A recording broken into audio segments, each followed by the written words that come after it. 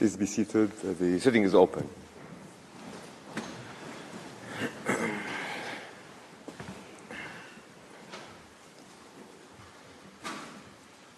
The court meets this morning to hear China, the Islamic Republic of Iran, Iraq, Ireland, Japan and Jordan on the questions submitted to it by the UN General Assembly with respect to the legal consequences arising from the policies and practices of Israel in the Occupied Palestinian Territory, including East Jerusalem. As I've already mentioned, each delegation is kindly asked not to exceed the 30-minute speaking time allocated to it. The court will take a short break this morning after the presentation of Iraq. The floor to the representative of China, His Excellency Ma Jinmin. Your Excellency, you have the floor.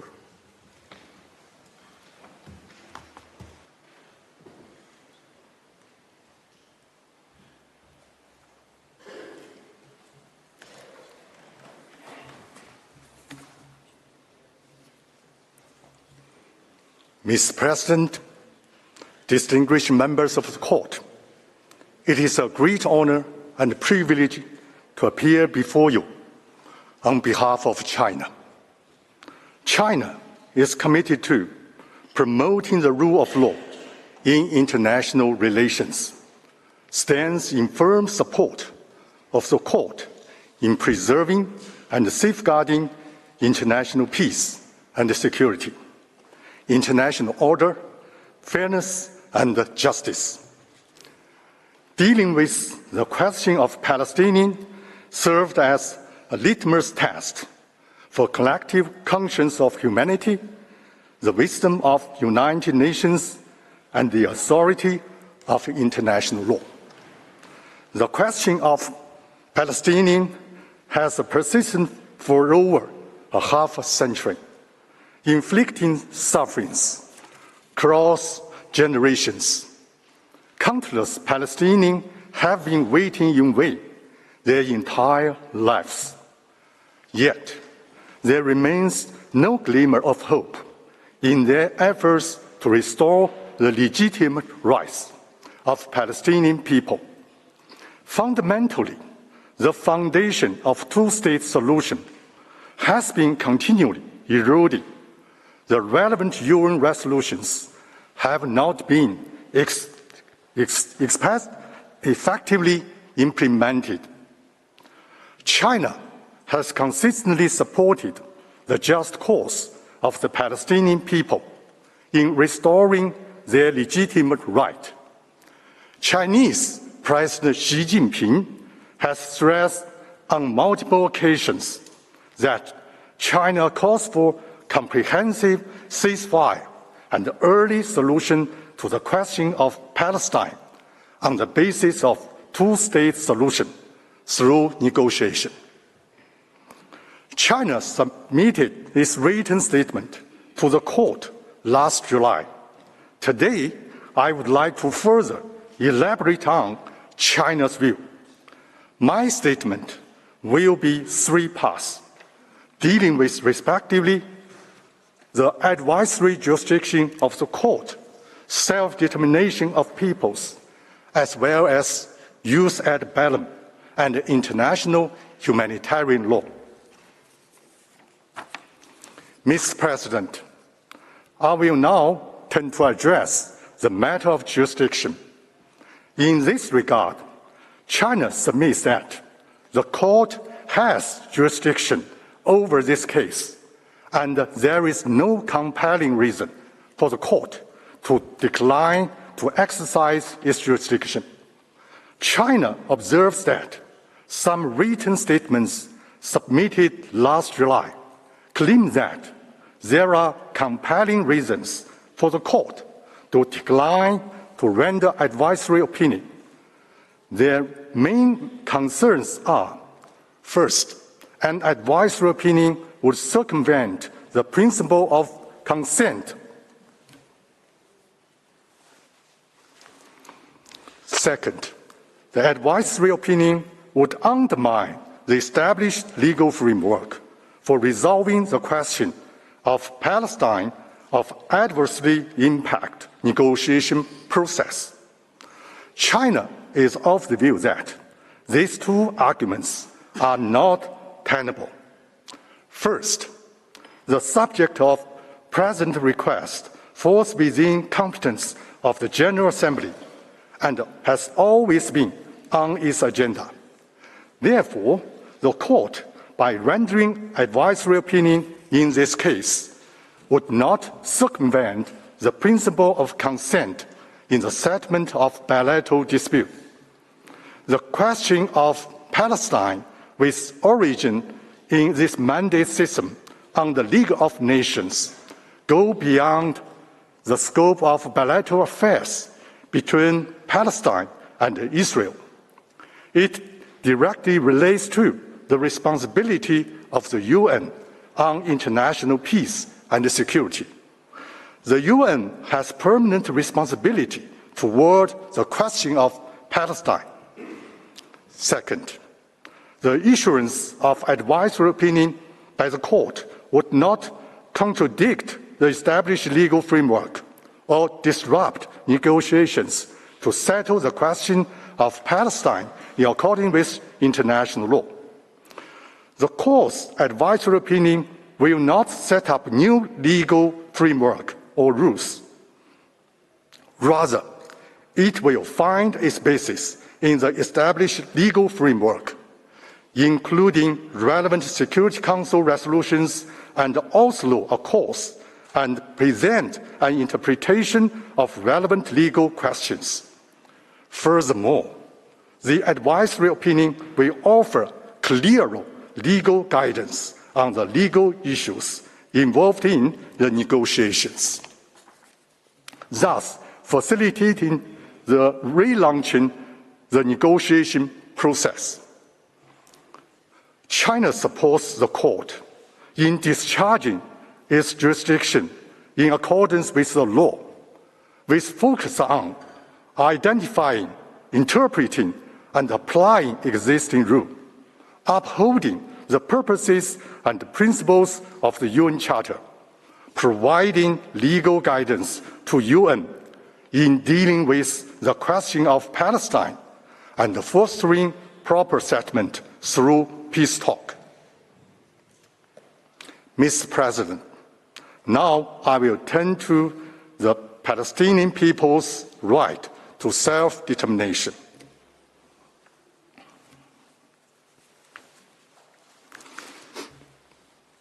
The Palestinian-Israeli conflict stems from Israel's prolonged occupation of Palestinian territory and Israel's long-standing oppression of the Palestinian people. The Palestinian people fight against Israeli oppression and their struggle for completing establishment of an independent state on the occupied territory are essentially just actions for restoring their legitimate rights. The right to self-determination served as precise legal foundation for their struggle. Self-determination of peoples is a fundamental principle of modern international law, enshrined in the UN Charter and collective human rights under customary international law. In 1955, during the Bandung Conference, the Chinese Premier and Foreign Minister Zhou Enlai solemnly declared, I quote, "full support of the principle of self-determination of the peoples and the nations, as set forth in the UN Charter, and took note of the UN resolution on the rights of peoples and the nations to self-determination, which is a prerequisite of full enjoyment of all fundamental human rights." End of quote. This declaration was fully incorporated into the final communique of Bandung Conference. Let me clarify that self-determination only applies to two scenarios, namely peoples under colonial domination or foreign occupation. Under no circumstances does the right to self-determination offer any basis for any part or group within the sovereign state to claim a so-called right to secession. International law does not recognize the existence of right to so-called remedial secession or remedial self-determination. The Palestinian people, being a group residing in territory under foreign domination, is a sui generis in international legal person as a whole. The right to self-determination of Palestinian people has been consistently reaffirmed in multiple UN resolutions and the War Advisory Opinion. This is also widely recognized by most states and international organizations. The Palestinian people enjoy the right to self-determination, which includes 5 main aspects. First, the right to preserve territorial integrity. Second, the right to maintain national unity. That is, Palestinian people in its group identity collectively enjoys and exercises the right to self-determination. Third, the right to freely determine their political status. Fourth, the right to freely pursue economic, social, cultural development. And fourth and fifth, the right to permanent sovereignty over natural wealth and resources. Every state is obliged to promote the realization of the right to self-determination and to refrain from any forcible action which deprives peoples of that right. In pursuit of the right to self-determination, these people have the right to engage in struggles, seek and receive support. On the basis of that right, Palestinian people declared the establishment of State Palestine in 1988, which has been recognized by over 130 countries. In pursuit of the right to self-determination, Palestinian people use force to resist foreign oppression and complete the establishment of an independent state. Is inalienable right, well founded in international law. Various people freed themselves from colonial rule and foreign oppression to realize independent statehood after World War II. Their practices serve as convincing evidence for the right. Numerous other resolutions recognize legitimacy of struggling by all available means, including armed struggle by peoples under colonial domination or foreign occupation, to realize the right to self-determination. For instance, the UNGA Resolution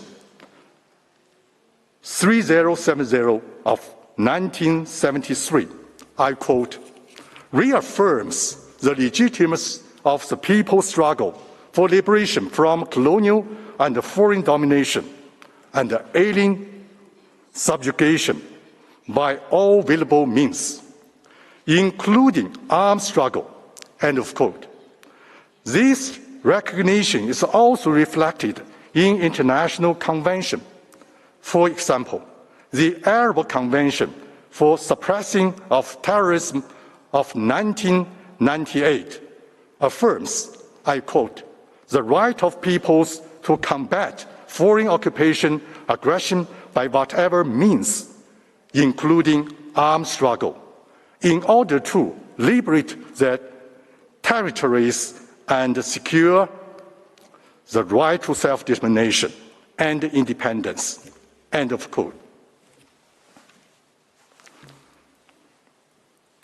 armed struggle in this context is distinguished from acts of terrorism. It is grounded in the international law. This distinction is acknowledged by several international conventions. For example, Article 3 of the OAU Convention on the Prevention and Combating the Terrorism of 1999 provides that, I quote, "The struggle waged by peoples in accordance with the principle of international law for their liberation of self-determination, including armed struggle, against colonialism, occupation, aggression, and domination by foreign forces, shall not be considered as terrorist acts."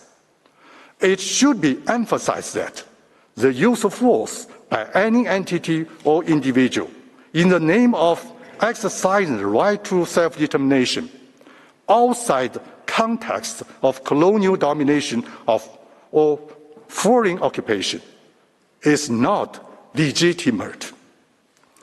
Meanwhile, during legitimate armed struggle by peoples, all parties are obliged to comply with IHL, and in particular, refrain from committing acts of terrorism in violation of IHL.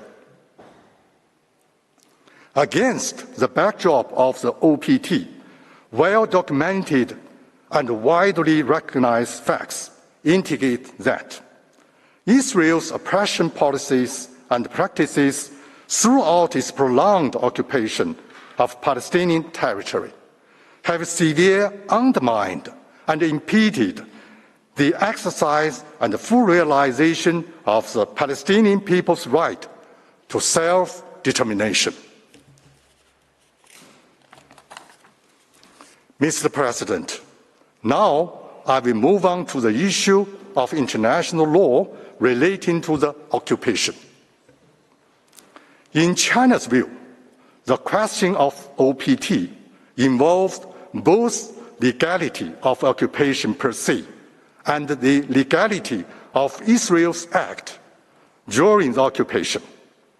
These two aspects are governed by distinct legal frameworks.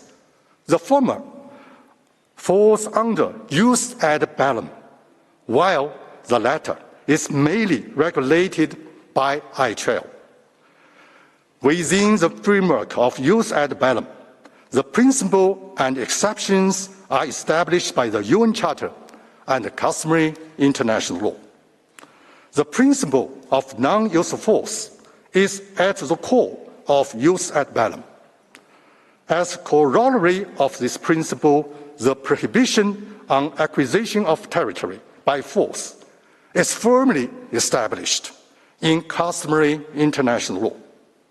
Using force to occupy and maintain such occupation for the purposes of territory acquisition or annexing an occupied territory by force in whole or in part is each illegal.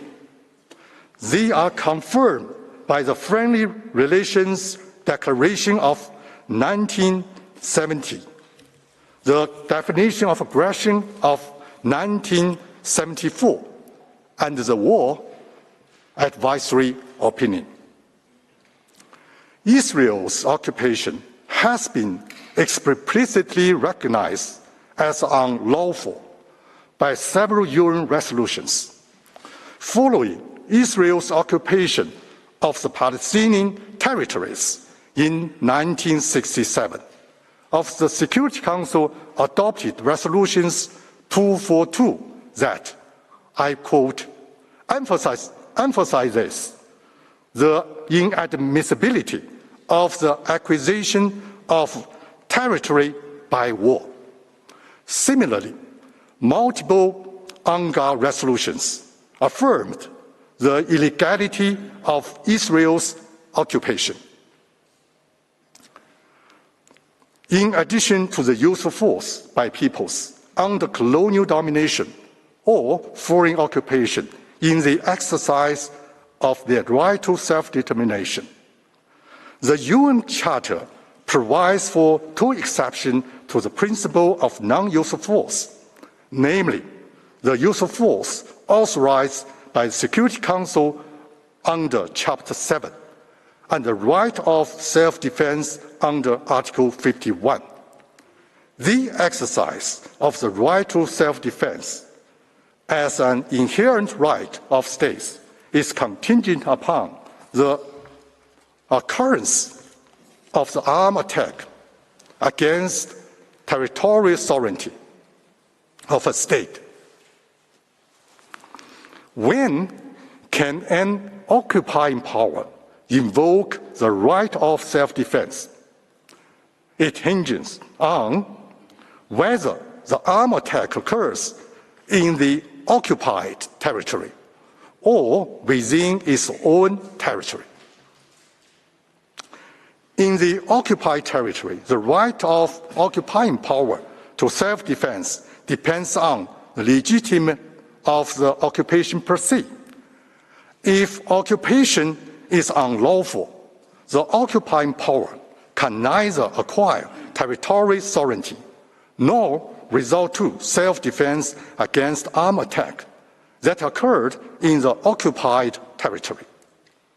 This is rooted in the legal maxim, I quote, "No one can take advantage of his own wrong," end of quote.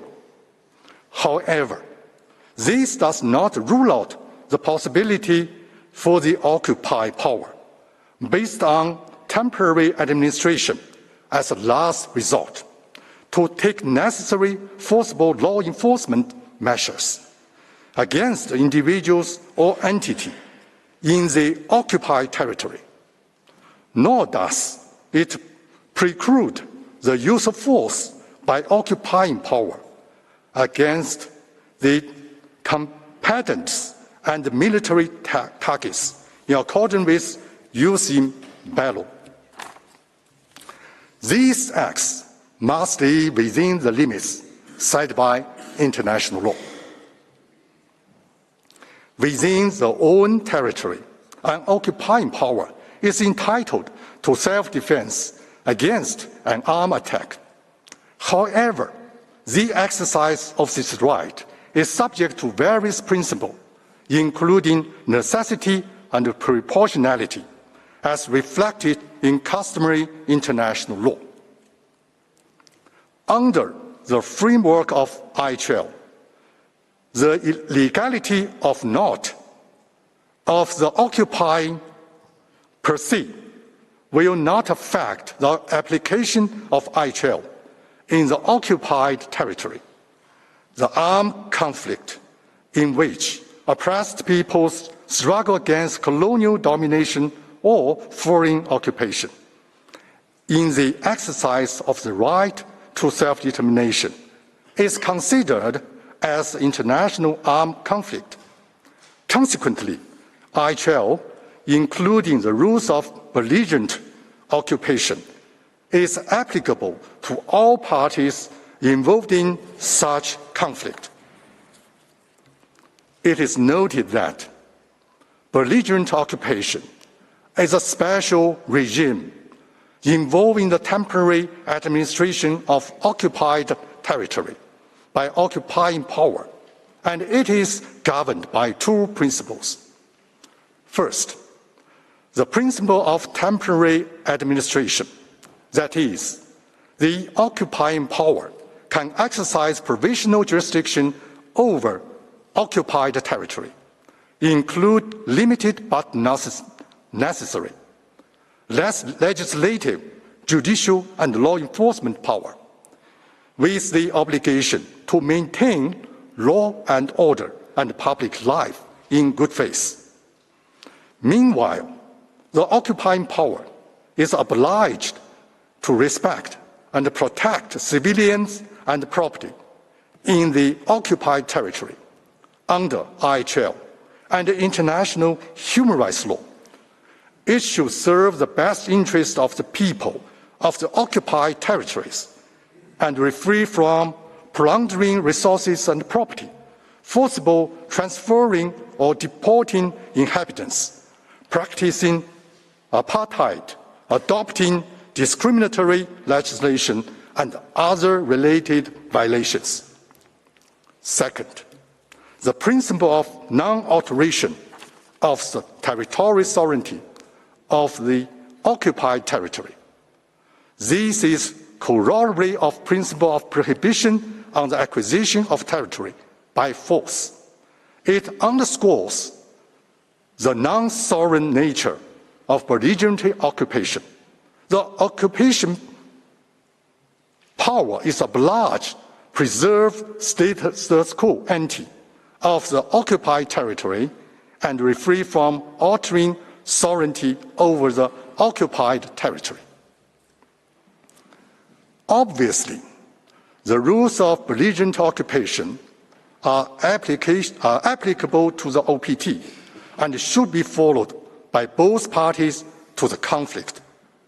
Facts indicate that relevant Israeli policies and practices have violated IHL and international human rights law.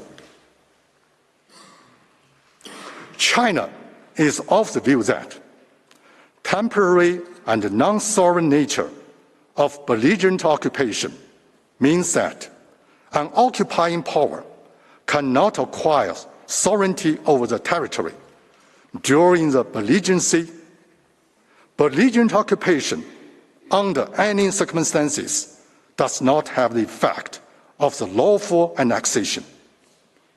The rules of acquisitive prescription in international law does not apply to belligerent occupation. 57 years have passed since Israel began its occupation of the OPT. Regardless of the duration of the occupation, the unlawful nature of the occupation and the sovereignty over the occupied territories remain unchanged. Mr. President, justice has been long delayed, but it must not be denied. The settlement of the question of Palestine requires mutual efforts from Palestine and Israel, along with the joint efforts of the international community. China encourages both parties to accommodate each other's legitimate concerns, embrace the vision of common, comprehensive, cooperative, and sustainable security, continue negotiating for peaceful settlement, and work toward two states coexisting in peace, and two peoples living side by side in harmony. Mr. President, distinguished members of the court, that concludes China's statement. I would like to thank you for your patient attention. I also wish to thank the registry and all the staff for your kind support. Thank you all. I thank the delegation of China for its presentation. I invite the next participating delegation, the Islamic Republic of Iran, to address the court. I call upon His Excellency Raza Najafi to take the floor. Bismillah ar-Rahman ar-Rahim. Mr. President, distinguished members of the court, it is indeed an honor to appear before the International Court of Justice on behalf of the Islamic Republic of Iran. Enjoying a long-standing principled position in support of the full realization of the inherent right of the Palestinian people to self-determination, the Islamic Republic of Iran follows these advisory proceedings of the court with great interest. What makes this proceeding even more prominent and focused of attention of almost every nation in the world is its concurrence with the ongoing appalling situation in Palestine, particularly the Gaza Strip. To indicate how severe and grave the situation in Gaza is, I merely refer to 3 United Nations and World Health Organization reports. First, according to the UN Secretary General, as a result of Israeli military operation, the entire population is enduring destruction at a scale and speed without parallel in recent history, and 2.2 million Palestinians, they're struggling to simply make it through another day without proper shelter, heating, sanitary facilities, food and drinking water. Second, according to the UN Under-Secretary General for Humanitarian Affairs, and I quote, "For children in particular, there is no food, no water, no school, nothing but the terrifying sounds of war, day in and day out, and its people are witnessing daily threat to their very existence while the world watches on." End of quote. Third, according to the WHO, the population in Gaza is facing extreme hunger with insufficient food and high level of malnutrition. Yet, the conditions in Gaza are becoming much worse every day. We remain at a turning point in the history of mankind. The opinion of this court can set the ground for saving lives of thousands of innocent women and children and contribute to the legitimate demand of the people deprived of its inherent right to self-determination for decades. It is hoped that this court will once more make history by giving a landmark advisory opinion in support of the right to self-determination of Palestinian people, which may finally help seize the illegal, prolonged occupation of Palestine. Mr. President, members of the court, in oral statement, we submit that, firstly, this court has jurisdiction to give advisory opinion requested. Secondly, there are legal consequences arising from the prolonged occupation of Palestinian territories by Israeli occupying regime in violation of the right of Palestinian people who have never experienced the right to self-determination. And thirdly, having elaborated on the legal consequences that arise for all states and the United Nations from this status, I will reiterate the inclusive plan previously submitted by the Islamic Republic of Iran to the United Nations for realization of the right of Palestinians to self-determination. Mr. President, first we submit that the court has jurisdiction to render the advisory opinion requested by the General Assembly in Resolution 77/247 of 30 December 2022. Here we believe that the elements of Article 65(1) of the statute of the court, namely the existence of the legal question and the authorized body, it means General Assembly, are fulfilled in this case. That said, the ICJ, as the principal judicial organ of the United Nations, can assist the General Assembly to exercise its functions under the UN Charter by rendering the advisory opinion requested. Therefore, just as the court has established its jurisdiction in the advisory opinion on the legal consequences of the construction of a wall in the occupied Palestinian territory, it has jurisdiction in the present case based on the same grounds. Moreover, there is no compelling reason for declining to give an advisory opinion. Mr. President, now I turn to the first section of our reasoning regarding the merits of the matter. Here we first argue that the Israeli occupying regime has violated and continues to violate on several grounds the Palestinians' right to self-determination. The legal status of the right to self-determination is generally understood to be attributed to peoples and grounded first in the UN Charter, in several UN General Assembly resolutions, and its inclusion in Common Article 1 of the two International Covenants of Human Rights. As such, and I quote, "All peoples have the right freely to to determine without external interference their political status and their place in the international community, and to pursue their economic, social, and cultural development, and every state has the duty to respect this right in accordance with the provisions of the Charter." End of quote. In line with the elements mentioned in the question raised for the request of the advisory opinion in the General Assembly resolution, I briefly present my arguments on a series of measures that constitute the ongoing violation by Israeli occupying regime. These are as follows: 1. Prolonged occupation. 2. Altering demographic composition in the occupied territories. 3. Altering the character and status of the holy city of Al-Quds. 4. Discriminatory measures.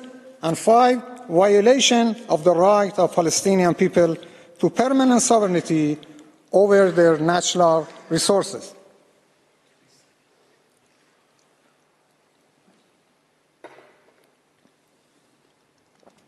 First and foremost, the prolonged occupation by Israeli occupying regime confirms its intention to make it permanent, in violation of the principle of prohibition of acquisition of the territory by force.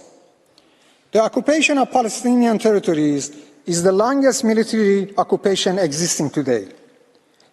The right to self-determination of Palestinian people continues to be violated as long as this occupation ages. This ongoing violation towards Palestinians' ability to rely on state-based rights and obligations under international law, depriving them of their inalienable right to self-determination, including the right to live in freedom, justice, and dignity. Thus, we request the Court to consider the very fact of prolongation of the occupation as an indicator of the violation of the right of Palestinians to self-determination. Mr. President, apart from prolonged occupation altering the demographic composition in the occupied territories has led to violation of Palestinians' right to self-determination. The UN Security Council has a bulk of resolution concerning the occupation of Palestinian territories, all condemning, among others, altering the demographic composition of these territories by the Israeli occupying power. Hence, it is a well-established fact that the Israeli occupying regime has grossly violated international law on an ongoing basis. Article 49 of the Fourth Geneva Convention reads, and I quote, "The occupying power shall not deport or transfer parts of its own civilian population into the territory it occupies." End of quote. Apart from that, the Court, in its opinion in the Wall case, declared that, and I quote, "The provisions prohibit not only deportation or forced transfers of population, such as those carried out during the Second World War, but also any measures taken by an occupying power in order to organize or encourage transfers of parts of its own population in the occupied territory." End of quote. Furthermore, the Court affirmed in the same case the violation of the right to self-determination based on measures taken by occupying power, which has led to a change in the demographic composition of Palestine. Mr. President, members of the Court, forcible deportation of civilian populations, widely known for one of its most infamous stances as Nakba Day, has a long history. Essentially, with the illegal formation of Israeli occupying regime in 1948 instead of former British Mandate of Palestine, the demographic composition changed significantly with the displacement of more than 700,000 Palestinians. In fact, the Israeli occupying regime was illegally established that year through a violent, arbitrary process and involved the deportation or forcible transfer of hundreds of thousands of native Palestinians from their land to create a majority Jewish colony in line with the demand of the Zionist movement. By denying the right to return of forcibly deported Palestinians to Palestine, The Israeli regime continues to deprive those Palestinians of their right to live in their homeland. The majority of Palestinians live outside Palestine, namely in Jordan, Syria, and Lebanon, with many of them remaining stateless, living in crowded refugee camps that lack basic infrastructure. Needless to say, forcible displacement of civilian population is of such a high significance that has been defined as a war crime under Article 8 of the Statute of the International Criminal Court.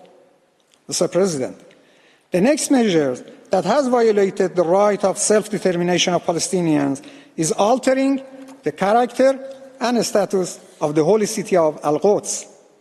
The action taken by the Israeli occupying regime with regard to the holy city of Al-Quds have utterly disregarded the right to self-determination of the Palestinian people. Altering the character and status of Al-Quds has had significant religious and cultural implications for Palestinian people. Al-Quds al-Sharif has a remarkable religious and historical significance for Palestinians, as well as Muslims, Christians, and Jews worldwide. By altering the status quo of the city and its holy site, the Israeli occupying regime has undermined the cultural heritage and identity of the Palestinian people and has further violated their right to self-determination. The construction and expansion of the settlements, along with the violation of Palestinians' right to free movement and revocation of residency permits, have altered the demographic and cultural character of the city as well. Mr. President, members of the court, the next series of measures depriving the Palestinian people of their right to self-determination comprise of discriminatory measures targeting the basic rights of the people in the occupied territories. This has been underlined by the UN General Assembly and recorded extensively to include the killing and injury of civilians, the forced displacement of civilians, and a systematic policy of obstruction of humanitarian assistance. The Israeli occupying action, as manifested in various laws and policies, have created a system of discrimination that has negatively affected the Palestinian population. In Palestine, the occupying regime's expansionism has consolidated into apartheid through the longest occupation in modern history.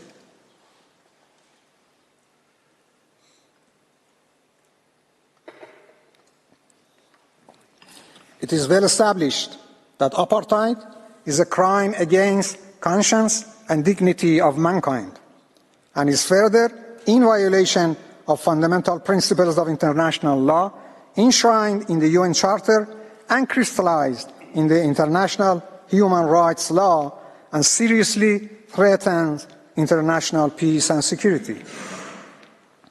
The Special Rapporteur on the situation of human rights in Palestine has concluded that the political system of entrenched rule in occupied Palestine, which endows one racial, national, ethnic group with substantial rights, benefits, and privileges, while intentionally subjecting another group to live behind walls and checkpoints under a permanent military rule, satisfies the prevailing evidentiary standard for existence of apartheid. Many laws, policies, and practices and implemented since 1948 by Israeli occupying regime have been aimed at fragmenting the Palestinian people and dividing them into various groups. This clearly denies the Palestinian people its right to self-determination. In tandem with the above, construction and expansion of the settlements, segregated roads, barriers, and checkpoints has created a system of apartheid, effectively isolating Palestinian communities, which manifestly violates multiple provisions of the Convention on the Elimination of All Forms of Racial Discrimination. The Court is therefore requested to opine that such policies and practices must be ceased immediately as they continue to violate the right of self-determination of Palestinian people. Mr. President, members of the Court, the right to exercise permanent sovereignty over natural resources is an inevitable component of the right to self-determination. The two international covenants of human rights and a number of UN General Assembly resolutions recognize this right. The UN General Assembly has expressed grave concern over a range of practices by the Israeli occupying regime, negatively impacting Palestinians' natural resources. It has been affirmed the right of Palestinian people to permanent sovereignty over their national wealth and resources as an integral component of the right to self-determination. It has been further confirmed that the right should be used in the interest of their national development, the well-being of the Palestinian people, and as part of their right to self-determination. Yet Palestinians do not enjoy their own natural resources, which include land, fresh water, and mineral resources. Imposing restrictions by the Israeli regime on access of Palestinians to water resources, groundwater, and hydrocarbon deposits are all instances of flagrant violation of the right to self-determination. Mr. President, members of the Court, this Court has in several cases, in particular in Wall case, identified the obligation to respect the right of self-determination have an erga omnes character as one of the essential principles of contemporary international law. As a general rule, where erga omnes obligations of international law are breached, third states have mainly three obligations. Firstly, non-assistance, secondly, non-recognition, and lastly, cooperation to bring to an end such violation. In this context, an interested or third state, in accordance with the jurisprudence of the ICJ, could be defined as one which is not directly affected or injured by an internationally wrongful act, and which has yet a legal interest in the protection and compliance of the rights by the very reason of importance of the rights involved, and this very nature makes them the concern of all states. As regards the primary obligations of the third state toward prolonged occupation of Palestine, the three obligations mentioned above remained relevant in accordance with the paragraph 146 of the 2004 ICJ advisory opinion in the Wall case. In addition to the jurisprudence of ICJ, the primary triple obligations of third states towards serious breaches of erga omnes obligations find support in the practice of other United Nations organs as well. In its resolution 2334, the UN Security Council unequivocally reiterated the importance of states abstaining from recognizing occupying powers' internationally wrongful acts.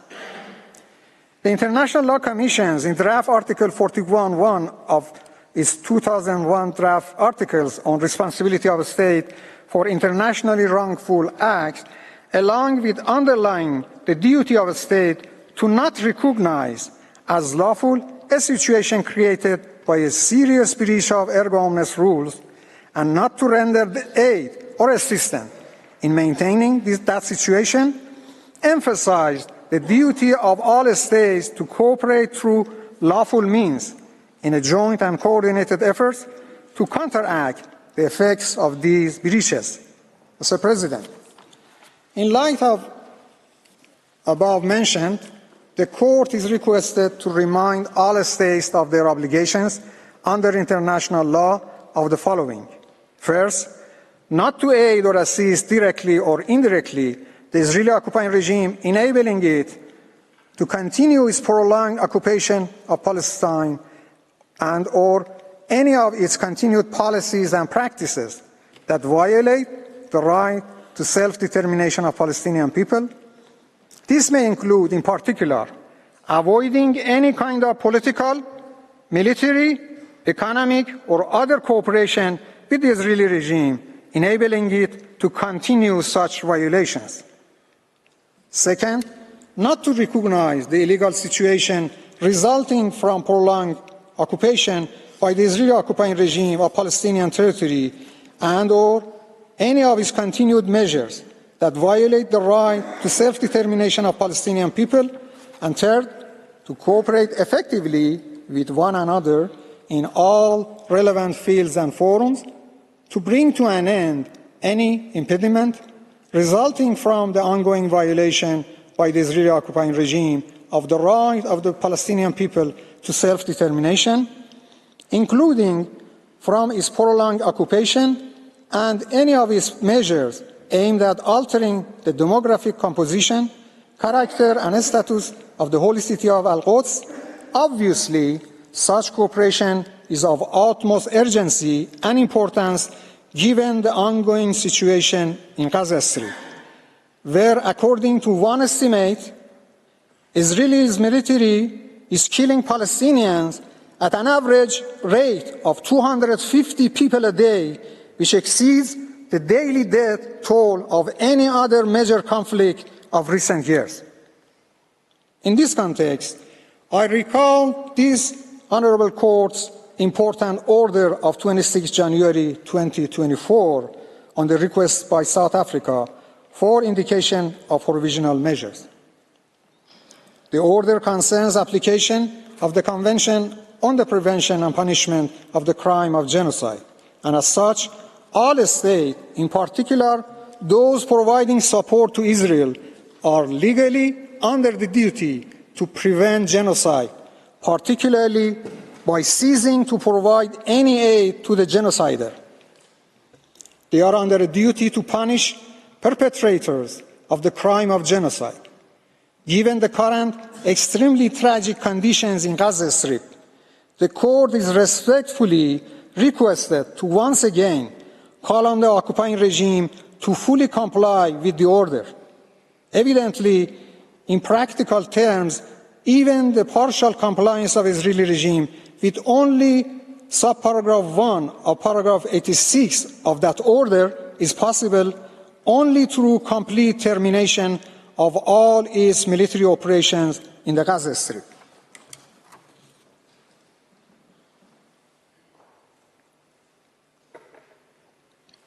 Mr. President, I would like to recall the primary responsibility of the Security Council for the maintenance of international peace and security under Article 24 of the UN Charter. I submit that the inaction or insufficient action of the Security Council, if not the main, is one of the main causes of prolonged occupation of the Palestinian territories. All the atrocities and crimes committed by the Israeli regime in the past almost 80 years are a consequence of such inaction. Even today, the Security Council is paralyzed due to the stalemate caused by a certain permanent member.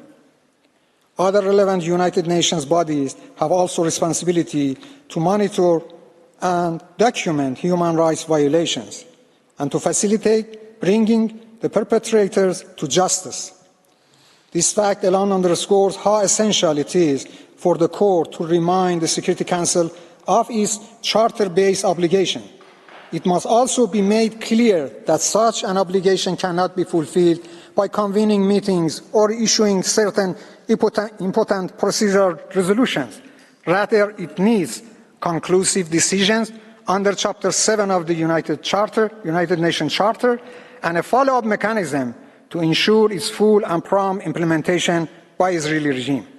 Mr. President, as our Supreme Leader said, the calamity of Gaza is the calamity of humanity and international community as a whole. Therefore, each and every state and relevant international organization has its own legal and moral responsibility to act urgently and decisively to prevent the ongoing crimes of the Israeli regime in Gaza Strip. Definitely, as the principal judicial organ of the United Nations, this Court has an important role to play. Now the world nations expect the Court to render its advisory opinion in a manner that effectively and practically consolidate the rule of law to the determinant of the rule of power, and to bring hope to Palestinians that justice will ultimately prevail. We should not leave them alone and let them down in ways that they need the support and assistance of humanity the most. This is a collective legal and moral responsibility, and we must fulfill it responsibly. Finally, Mr. President, I must stress that our participation in this hearing and the content of our statement here is without prejudice to the long-standing position of the Islamic Republic of Iran regarding the question of Palestine. In view of the Islamic Republic of Iran, the only legal, practical, democratic, and just method to effectively realize the inherent right to self-determination of the Palestinian people is to hold a national referendum in Palestine. The details of this plan are contained in an official document of the United Nations issued in 2019. Lastly, this statement shall in no way imply or recognition of Israel. I thank you, Mr. President. I thank the delegation of the Islamic Republic of Iran for its presentation. I invite the next participating delegation, Iraq, to address the court and call Mr. Haidar Shia al-Barraq to the podium. Thank you.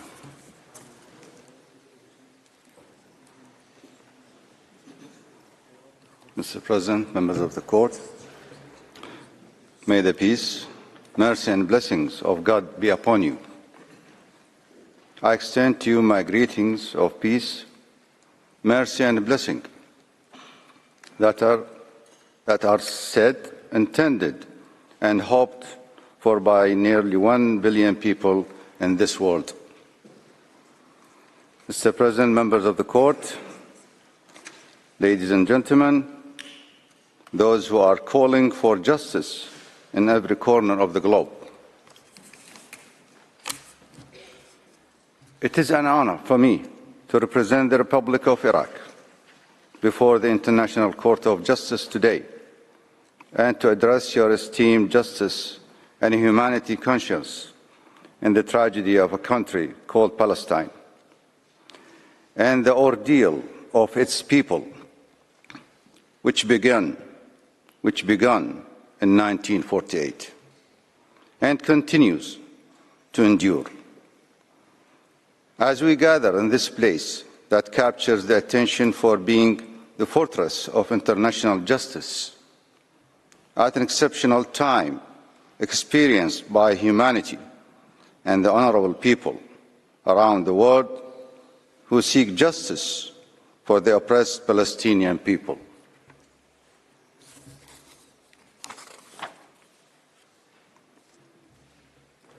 Who have suffered and continue to endure ongoing injustice for 7 decades.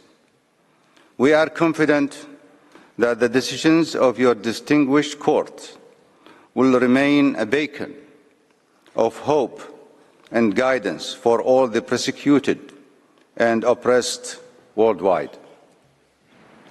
Iraq would also like to express gratitude to its friend, the State of South Africa, for presenting the case of unprecedented human rights violations committed by the occupying Israeli entity against the oppressed Palestinian people before your esteemed court.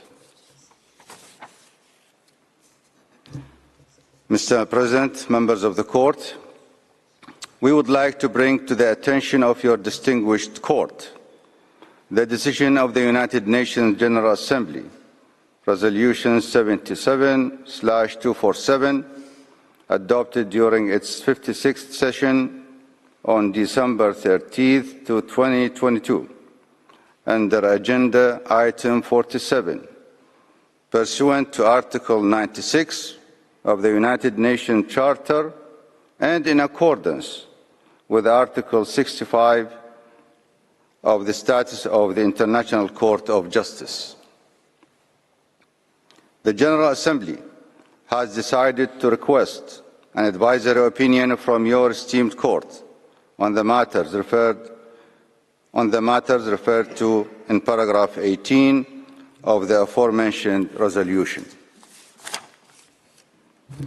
The Republic of Iraq attaches utmost importance to the supremacy of international law based on the purposes and principles of the United Nations Charter and international treaties concerning human rights and relevant international instruments, and the role of the International Court of Justice as the principal judicial organ of the United Nations. And based on the aforementioned, Iraq wants to take this opportunity to present its case and express its views regarding the pending request for an advisory opinion.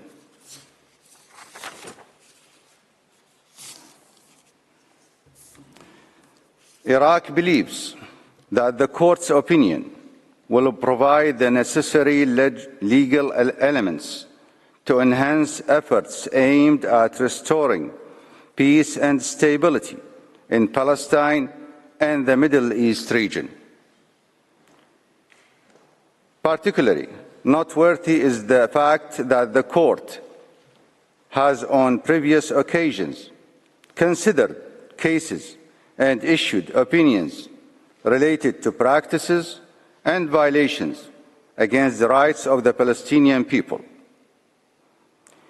And specifically, I refer to the advisory opinion regarding the legal consequences arising from the construction of the wall in the occupied Palestinian territories in 2004. Mr. President, members of the court, recalling today your distinguished court order dated 26th of January 2024 on the application of the Convention on the Prevention and Punishment of the Crime of Genocide in the Gaza Strip, South Africa versus Israeli occupying entity, we are convinced that the court's orders under Article 41 of the Statute of the Court are of binding effect under Article 94 of the Charter of the United Nations. And we call for the respect of and compliance with these decisions under any circumstance or in any place in order to stop the systematic killing machine against the Palestinian people. We hope that the court's commitment to justice will lead to additional decisions, affirming its dedication to ending the campaign of mass murder and preventing acts of genocide, as well as policies of harassment, blockade, and starvation against the Palestinian people. Mr. President, members of the court, Iraq believes that the court has the jurisdiction to issue the advisory opinion, as a request for the opinion is submitted by the United Nations General Assembly, an authorized body to seek advisory opinions under paragraph 1 of Article 96 of the United Nations Charter. The subject matter of the advisory opinion falls within the competence of the General Assembly of the United Nations. Given that Article 10 of the Charter grants the General Assembly authority regarding any questions or any matters falling within the scope of the Charter. Moreover, paragraph 2 of Article 11 specifically grants the General Assembly jurisdiction concerning any matter relating to the maintenance of international peace and security. The request for the advisory opinion is related to a legal issue, as paragraph 18 of the United Nations General Assembly Resolution 77/247, which has been adopted correctly in procedural terms, signifies we trust and hope in the justice of the court, anticipating it to not see compelling reasons for the court to use its discretion to refrain from issuing an advisory opinion.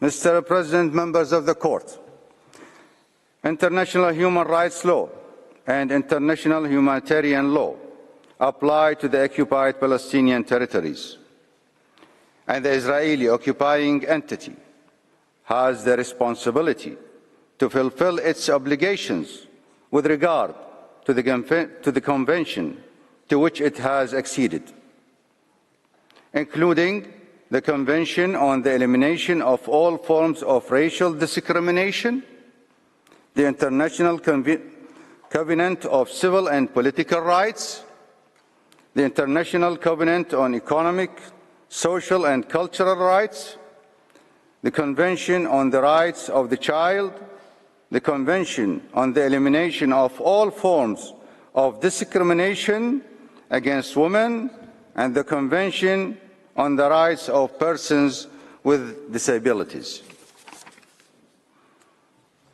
The Israeli occupying entity is also obliged to do so on the basis of the 4 Geneva Conventions. Annual report of the Secretary General submitted to the Human Rights Council at its 34th session on February 27, 2017, pursuant to Human Rights Council Resolution 31/34 on the human rights situation in the occupied Palestinian territories, emphasizing the continuous and chronic nature of human rights violations leading to these patterns of violations. In this regard, we would like to emphasize that the Israeli occupying entity exercise regional jurisdiction over the occupied Palestinian territories as an occupying entity. Therefore, we call for and emphasize the necessity of compliance with the rules of international law and the decisions issued by your esteemed court. We specifically refer to the advisory opinion issued by your esteemed court regarding the legal consequences of the construction of the wall in the occupied Palestinian territories in the year 2004. Mr. President, members of the court, the Israeli occupying entity commit many violations and breaches of the principles of international law, and the international community has documented these violations, including those substantiated in reports by the Secretary General of the United Nations submitted to the General Assembly or the Human Rights Council. These reports focus on investigating Israeli practices that impact the human rights of the Palestinian people and other Arab inhabitants in the occupied territories, examining the human rights situation in the occupied Palestinian territories. Among these violations perpetrated by the occupying entity against humanity as a whole, and specifically against the Palestinian people, are: 1. The Israeli occupying entity adopts multiple practices that rise to the level of genocide, referring specifically to the Convention of the Prevention and Punishment of the Crime of Genocide of 1948. In particular, under Article 11 of the Convention, which defines acts classified as genocide, the killing practices that have targeted civilians in residential areas, hospitals, schools, and refugee shelters in Palestine in general, and in the Gaza Strip in particular, fall under the provisions of paragraph A, B, and C of that article. Additionally, the Fourth Geneva Convention relative to the protection of civilian persons in time of war of 1949, under Articles 146, 147, and 148, stipulates the imposition of criminal sanctions on parties to the Convention in case of non-compliance with its provisions.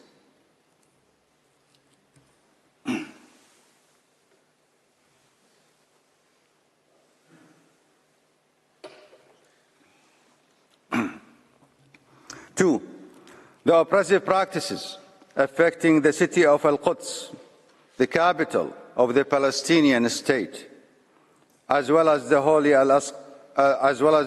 Al-Aqsa Mosque, as the occupying entity attempts to impose a demographic reality aimed at a subsequent stage, which involves emptying the city of its original inhabitants and settling extremists and racists in it. This constitutes a violation of numerous resolutions, the latest being the United Nations General Assembly decision adopted on December 21st, 2017. This decision came after a series of resolutions emphasizing the necessity of not to prejudice the demographic charter of the holy city of Al-Quds. 3, imposing a suffocating economic blockade on all industrial, agriculture, and commercial activities is evident in campaigns of land confiscation and seizure of agricultural lands from Palestinian farmers.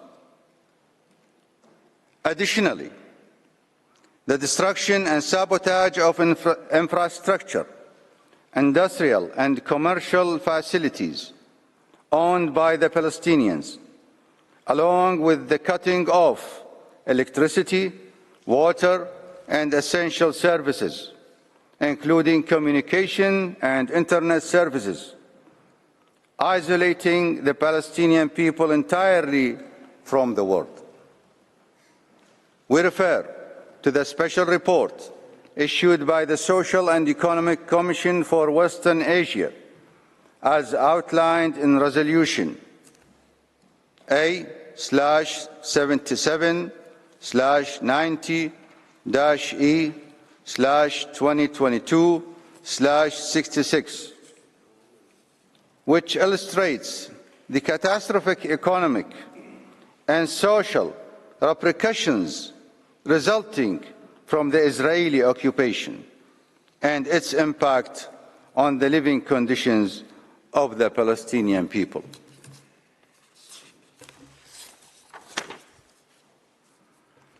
4,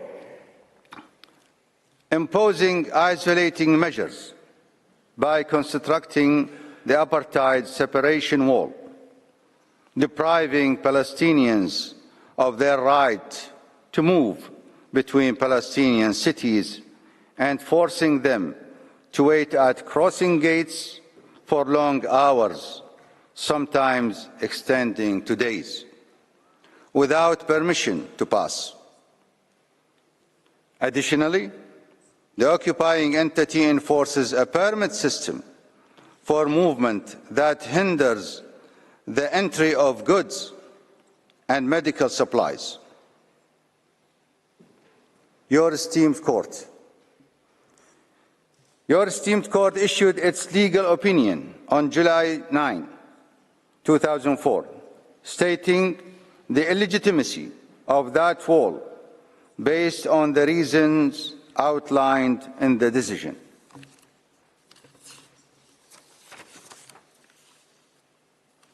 Five, seizing Palestinian lands, establishing and expanding settlements on them, and the ongoing detention of thousands of Palestinians, including children and women, in detention centers under harsh conditions, affecting their health and jeopardizing their safety without trials according to legal principles and without providing proper care, which could lead to deadly consequences. The occupation authorities also continue to deport Bedouins from the Palestinian population from their original areas to other regions, seizing their lands.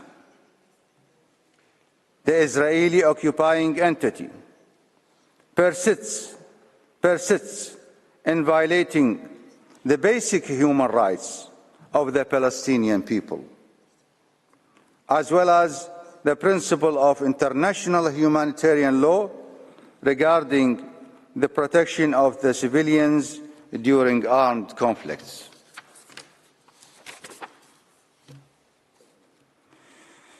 Mr. President, members of the Court, based on the aforementioned, the occupying authorities are obliged to comply with the duty to respect the right of the Palestinian people to self-determination. They must immediately cease the violation of their international commitments and to respect the right of the Palestinian people to self-determination by ending all actions and measures that prevent and hinder the Palestinian people's right to self-determination.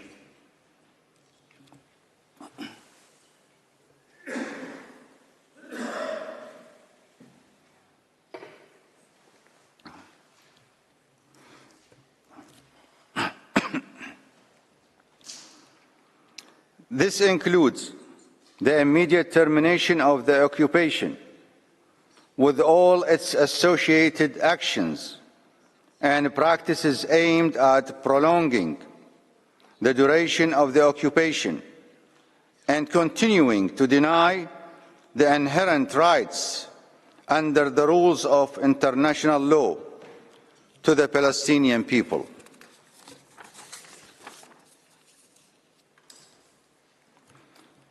Mr. President, members of the Court, the Republic of Iraq is deeply concerned about the humanitarian suffering inflicted on the Palestinians throughout the state of Palestine, particularly in the Gaza Strip,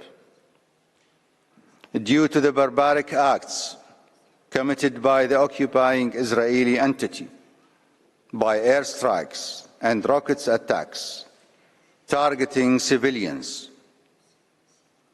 These acts constitute war crimes executed with a criminal intent and serious violations of the laws of war. The Israeli occupying entity must be held accountable.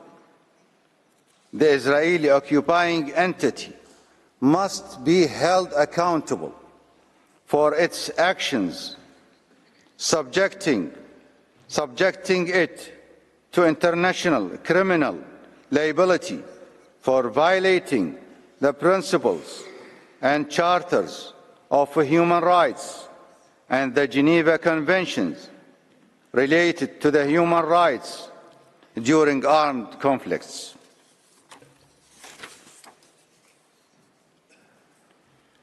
we avail ourselves on the occasion of our presence in this great legal edifice today in order to embody the justice we see in your esteemed court in a strong and resolute stance to support the Palestinian people in reclaiming their violated rights and lifting the injustice about them. And lifting the injustice upon them. We call upon your esteemed court to take all measures and decisions that safeguard the lives of the Palestinian men, women, children, and elders, allowing them to enjoy a dignified and secure life where all human rights are achieved.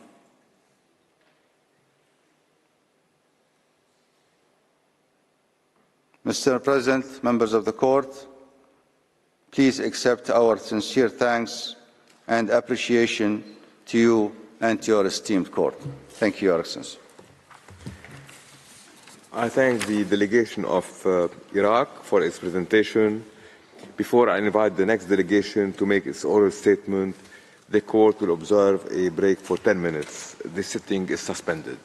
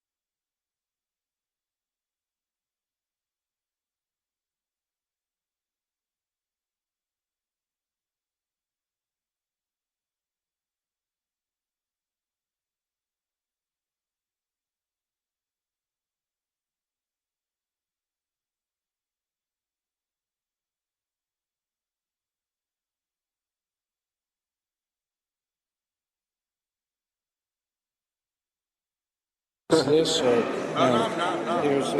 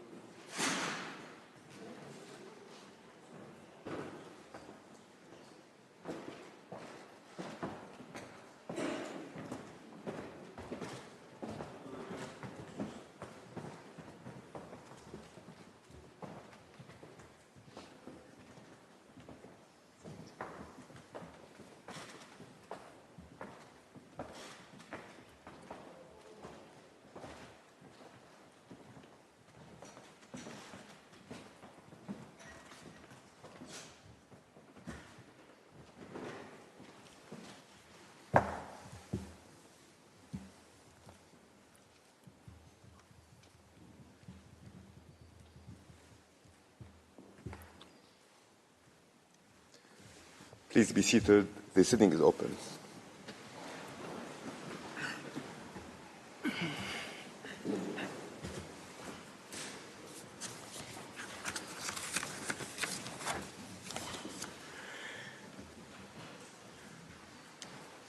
I now call upon the delegation of Ireland to make its oral statement before the court. I invite Mr. Rosa Fanning to the floor.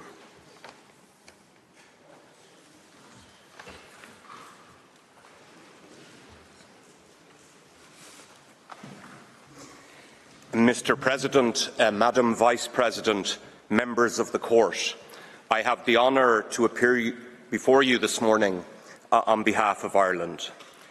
These proceedings engage fundamental legal obligations owed to the international community as a whole. As a member of that community, Ireland is committed to the protection and promotion of a global order based on respect for international law. The backdrop to this hearing is a matter of profound concern to the Irish government. The attacks launched by Hamas against Israel on the 7th of October were reprehensible, and we have condemned them unequivocally. The rape and murder of civilians, destruction of civilian property, the taking of hostages, the use of human shields, and the firing of indiscriminate rockets at urban centres constitute serious violations of international humanitarian law for which those involved must be held accountable. However, international law limits the use of force in self-defence to no more than what is necessary and proportionate. Ireland's view is that these limits have been exceeded by Israel in its military response to the Hamas attack. This is manifest from the spiralling death toll, the extensive destruction of property, including homes throughout Gaza, the displacement of up to 2 million people, and the ensuing humanitarian catastrophe. Ireland has repeatedly called for a ceasefire, and we are dismayed by the implications that these latest hostilities in Gaza may have for the prospect of resolving the wider Israeli-Palestinian conflict. Members of the Court, this is a tragic conflict between two peoples, and any solution for it to endure requires each to respect the rights of the other. For that reason, Ireland has been a consistent and vocal supporter of a comprehensive two-state solution to the conflict.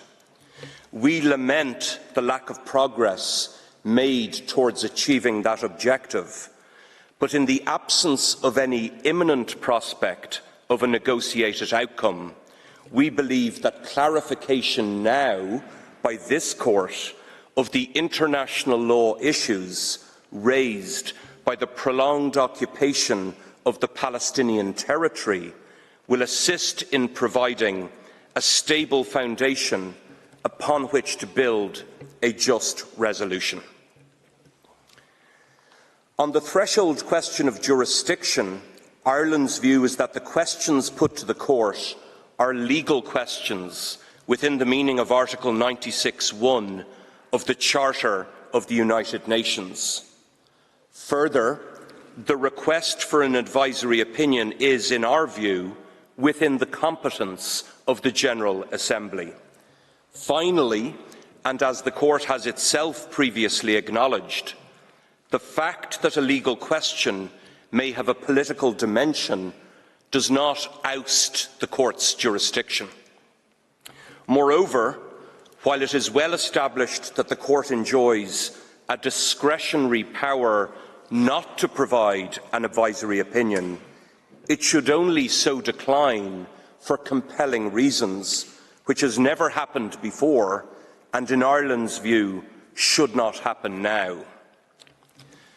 Several states have suggested that this request for an advisory opinion is an attempt to resolve a bilateral dispute without the consent of one of the parties to that dispute.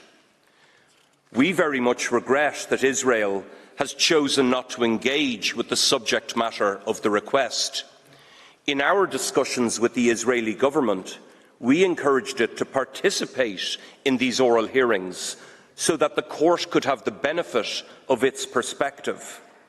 However, in our view, the issue of the occupied Palestinian territory is directly of concern to the United Nations itself, and it goes much further than a mere bilateral dispute. As this court noted in its advisory opinion on the interpretation of peace treaties with Bulgaria, Hungary and Romania, even where a request for an advisory opinion relates to a legal question actually pending between states, its opinion is given not to the states, but to the organ requesting it, in this case, the General Assembly.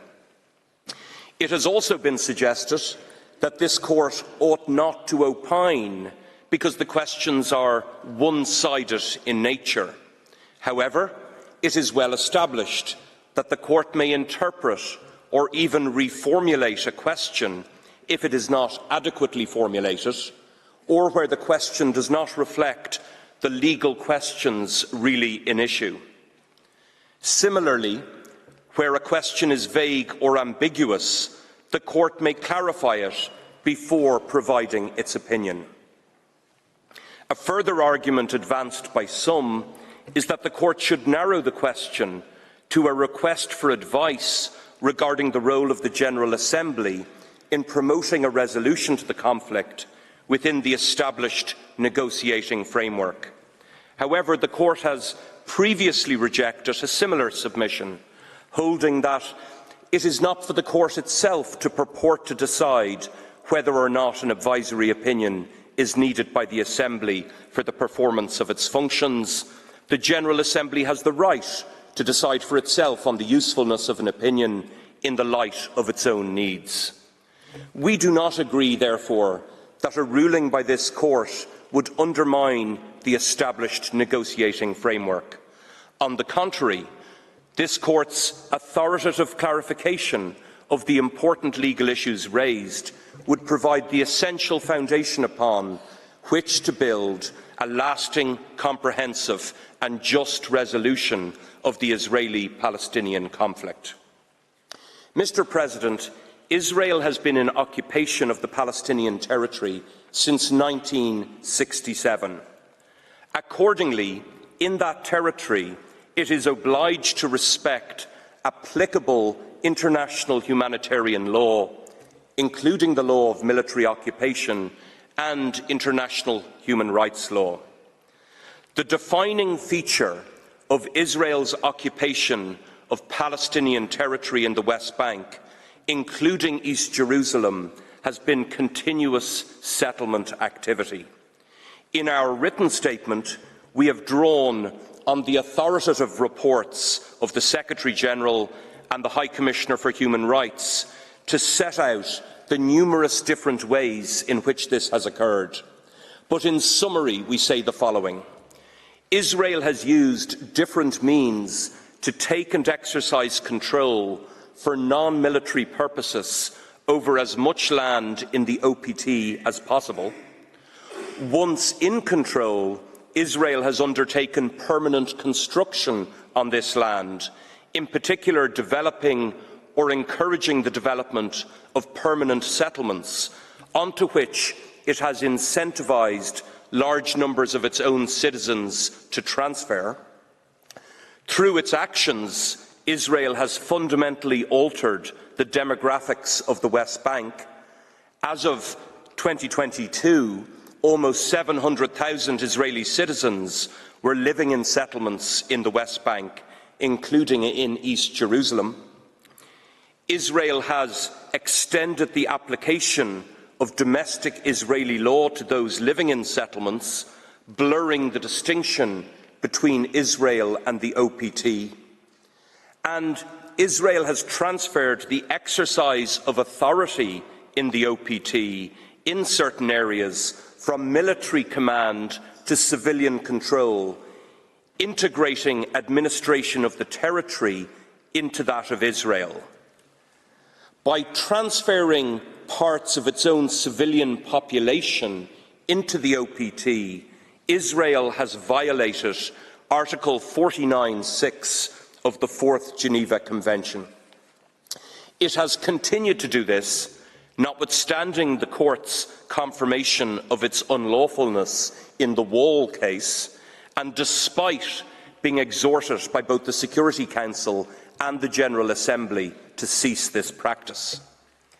Israel has also continued to unlawfully destroy and appropriate property throughout the OPT as part of its policy of encouraging and facilitating the expansion of settlements.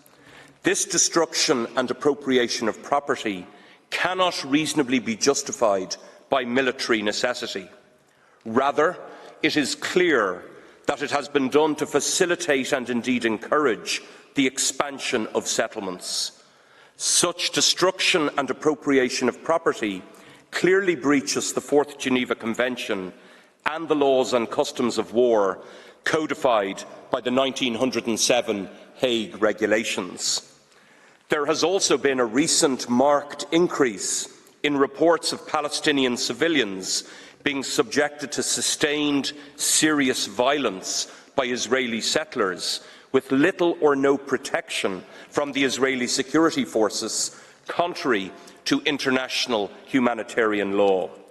The security forces have been reported and recorded, not only watching this violence without intervening, but in some instances even participating in it themselves.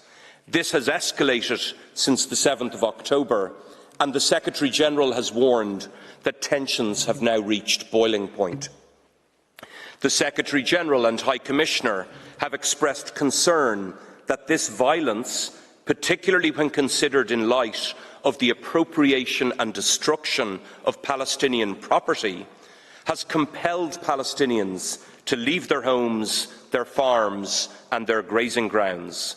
The Secretary-General has noted that the coercive environment created by Israel could amount to forcible transfer, a grave breach of the Fourth Geneva Convention, which may amount to a war crime. Let me now turn to the question of annexation. The evident permanence of the settlements can only be explained in Ireland's assessment by Israel's intention of annexing the land upon which they are built. In our view, the development and expansion of settlements clearly demonstrate that Israel is and has been engaged in a process of annexation of that land for decades. The absence of any declaration of annexation or formal de jure act of incorporation over most of the West Bank is immaterial.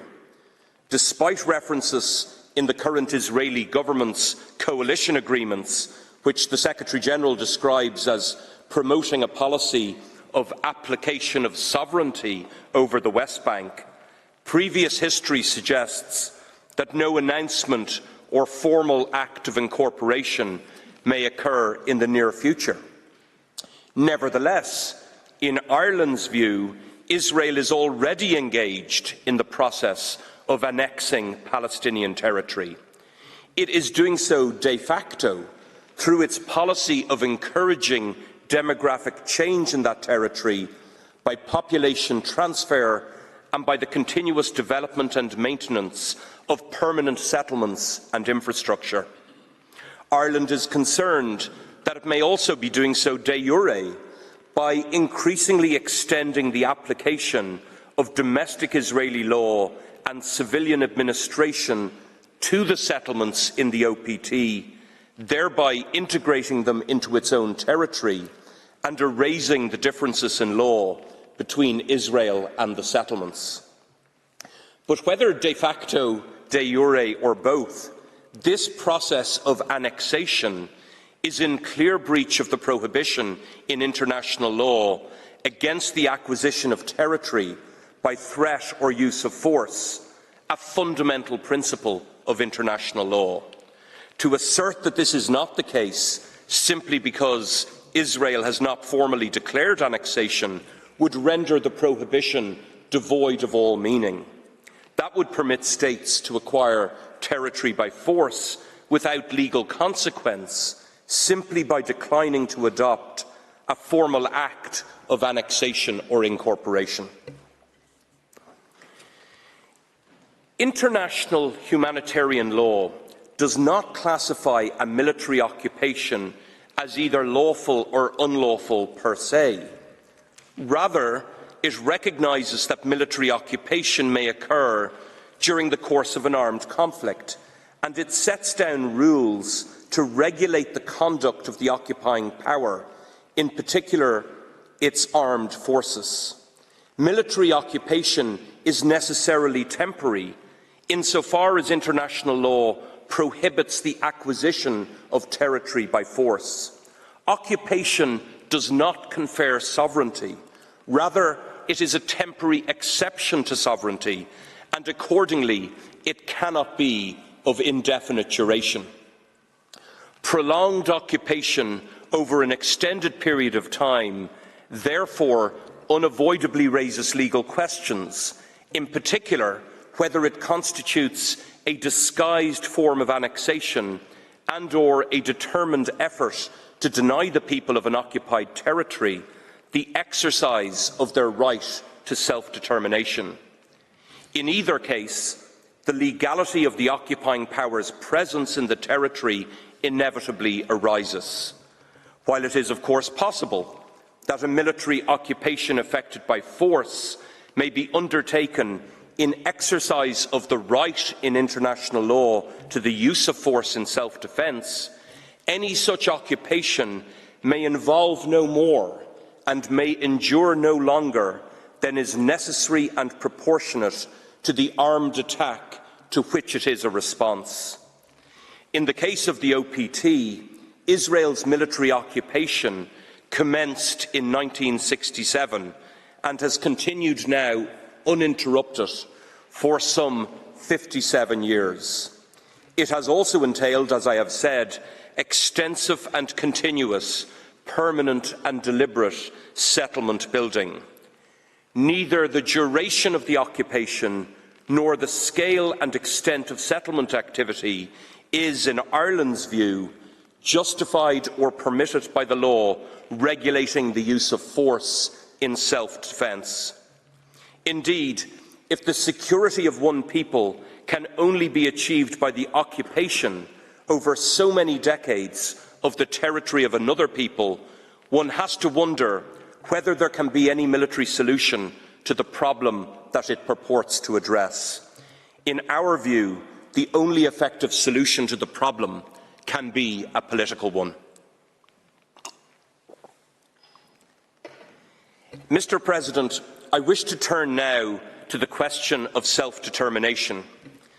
As submitted in our written statement, Ireland has concluded that by its prolonged occupation of Palestinian lands and continuous settlement activity on those lands, Israel has prevented the exercise by the Palestinian people of their right to self-determination. The principle of self-determination is a fundamental principle of international law, enshrined in the Charter of the United Nations and the two 1966 international covenants on civil and political rights and on economic, social and cultural rights. The content of that principle was elaborated in the 1970 Declaration on Friendly Relations, adopted by consensus at the General Assembly.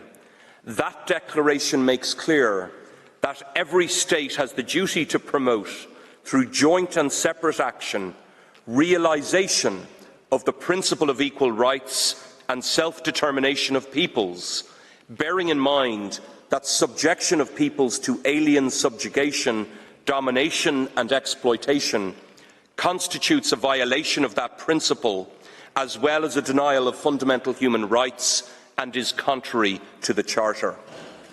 The Declaration solemnly proclaims that every state has the duty to refrain from any forcible action which deprives peoples, in the elaboration of the present principle, of their right to self-determination and freedom and independence.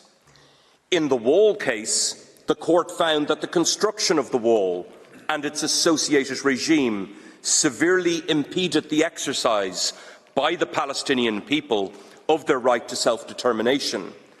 It therefore breached Israel's obligation to respect that right.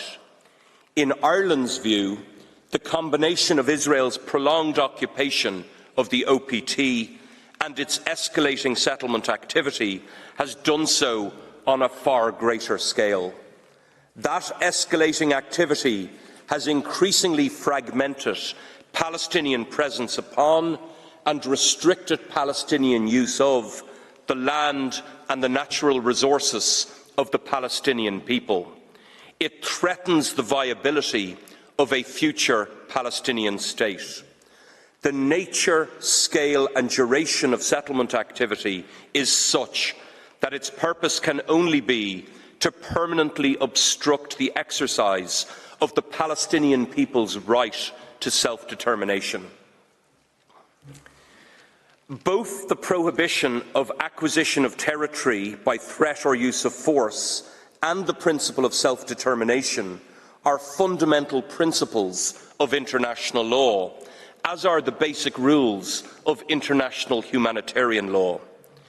It is widely recognised that these fundamental principles have the character of peremptory norms of general international law, or jus cogens, from which derogation is never permitted, or, as the Court described them in its advisory opinion on the threat or use of nuclear weapons, intransgressible principles of international customary law. In turn, peremptory norms of general international law give right to obligations owed to the international community as a whole, obligations erga omnes, in relation to which all states have a legal interest, a conclusion also recently reached by the International Law Commission. Ireland has, with regret, concluded that by its prolonged occupation of Palestinian territory and the settlement activities it has conducted there for more than half a century, Israel has committed serious breaches of a number of peremptory norms of general international law and the corresponding erga omnes obligations to which they give rise, namely the basic rules of international humanitarian law, the right to self-determination of the Palestinian people, and the prohibition of acquisition of territory by force. Under the customary international law of state responsibility, where a state breaches an international obligation, it commits an internationally wrongful act. Unless its wrongfulness is otherwise precluded, that act entails the international responsibility of the state concerned, and it involves legal consequences. Where the act amounts to a serious breach of both a peremptory norm and a corresponding obligation erga omnes, this Court has concluded that it involves legal consequences for all states, namely, first, the obligation not to recognise the illegal situation resulting from the serious breach. Second, the obligation not to render aid or assistance in maintaining the situation created by the serious breach. Third, the obligation to cooperate to bring the serious breach to an end, or as the Court put it, in the specific circumstances of the wall case, to see to it that any impediment resulting from the construction of the wall to the exercise by the Palestinian people of their right to self-determination is brought to an end. In the wall case, the Court found that Israel was obliged to end the breaches of its legal obligations, including those under international humanitarian law, and its duty to respect the right of the Palestinian people to self-determination and to make reparation for the damage caused by those breaches. In the present case, the law of state responsibility likewise obliges Israel to bring to an end the serious breaches that I have outlined to the Court, including by the reversing of its settlement activity and the making of reparation for the damage arising by way of restitution and compensation as appropriate. For all states, as members of the international community as a whole, to which the relevant obligations erga omnes are owed, the legal consequences of these serious breaches are, in Ireland's view, straightforward. All states are obliged to cooperate to bring these breaches to an end through lawful means, not to recognise as lawful the situation created by them, and not to render aid or assistance in maintaining that situation. In particular, states are obliged to cooperate to bring to an end Israel's serious breach of its obligation to respect the right of the Palestinian people to self-determination, or, as the Court found in the Wall case, to see to it that any impediment to the exercise of that right is brought to an end. This includes cooperation by states through the United Nations and, as appropriate, other international organisations, including the European Union. As regards the obligation not to recognise as lawful the situation created by these serious breaches, the Court has provided an example of how this may be achieved in its advisory opinion on the legal consequences for states of the continued presence of South Africa in Namibia. There, the Court found that the duty of non-recognition obliged states, inter alia, to abstain from entering into economic and other forms of relationship or dealings with South Africa, which may entrench its authority over this territory of Namibia. This was also the approach taken by the EU in the case of the annexation by the Russian Federation of Crimea in 2014, when it implemented a broad range of diplomatic, economic and other measures intended to preclude any implied recognition of the annexation. Those measures included a ban on imports of goods originating in the annexed territory and a prohibition against investing in it. In the present case, we say that states are obliged not to render aid or assistance in maintaining the situation created by Israel's breach of its obligation to respect the right of the Palestinian people to self-determination. The General Assembly and Security Council have, in the past, called upon all states to refrain from rendering any assistance to the maintenance of situations of denial of self-determination. In Ireland's view, these obligations require all states, as well as international organisations with external trade competence, in the case of Ireland, the European Union, to review their trading relationships with the settlements in the OPT. It requires them to take steps to prevent trade that assists in the maintenance of the situation created by the settlement activity, or that implicitly recognises or serves to entrench or legitimise Israel's settlement or annexation of that territory. Mr. President, members of the Court, Ireland remains committed to the realisation of the two-state solution endorsed by the Security Council, a safe and secure Israel and an independent, democratic, contiguous, viable and sovereign Palestinian state, living side by side in peace, within secure and recognised borders based on those of 1967, with Jerusalem as the capital of both states. This is the established framework within which it was agreed that the solution would be found, which is why recent statements by Israel's Prime Minister in which he openly rejected the two-state solution, have caused such widespread international dismay.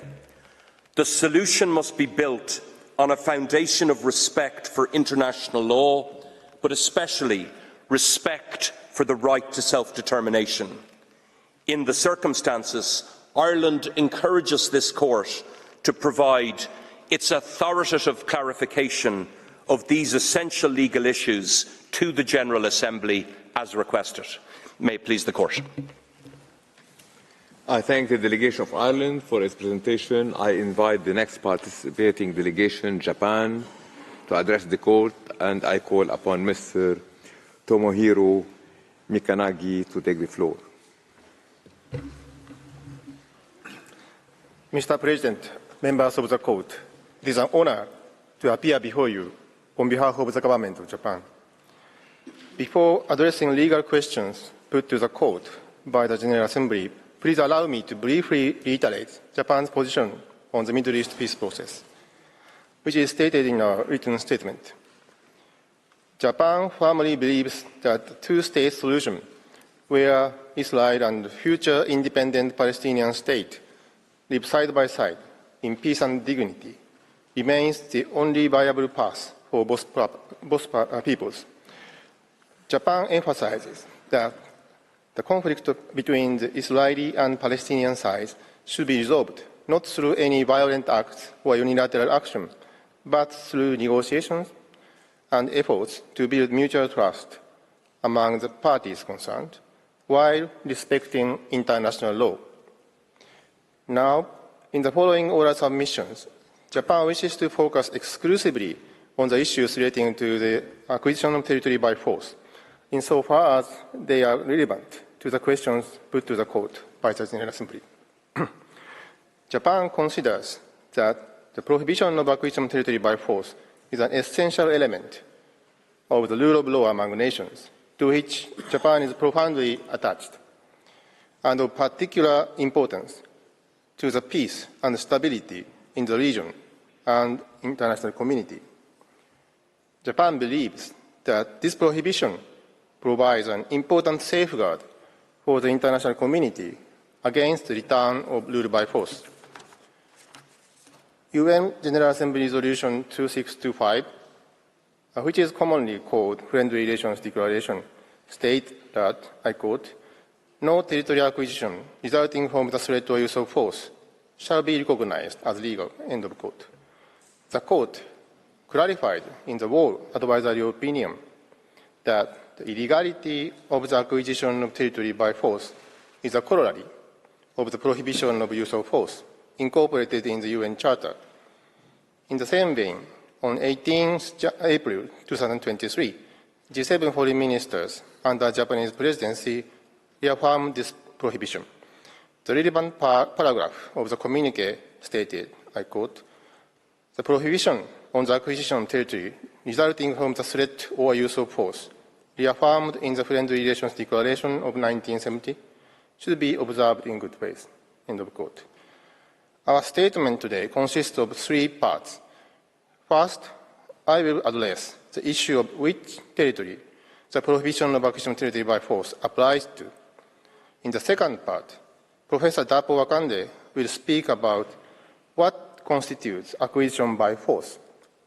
In the third part, Professor Akande will examine the relationship between this prohibition and the right to self-defense.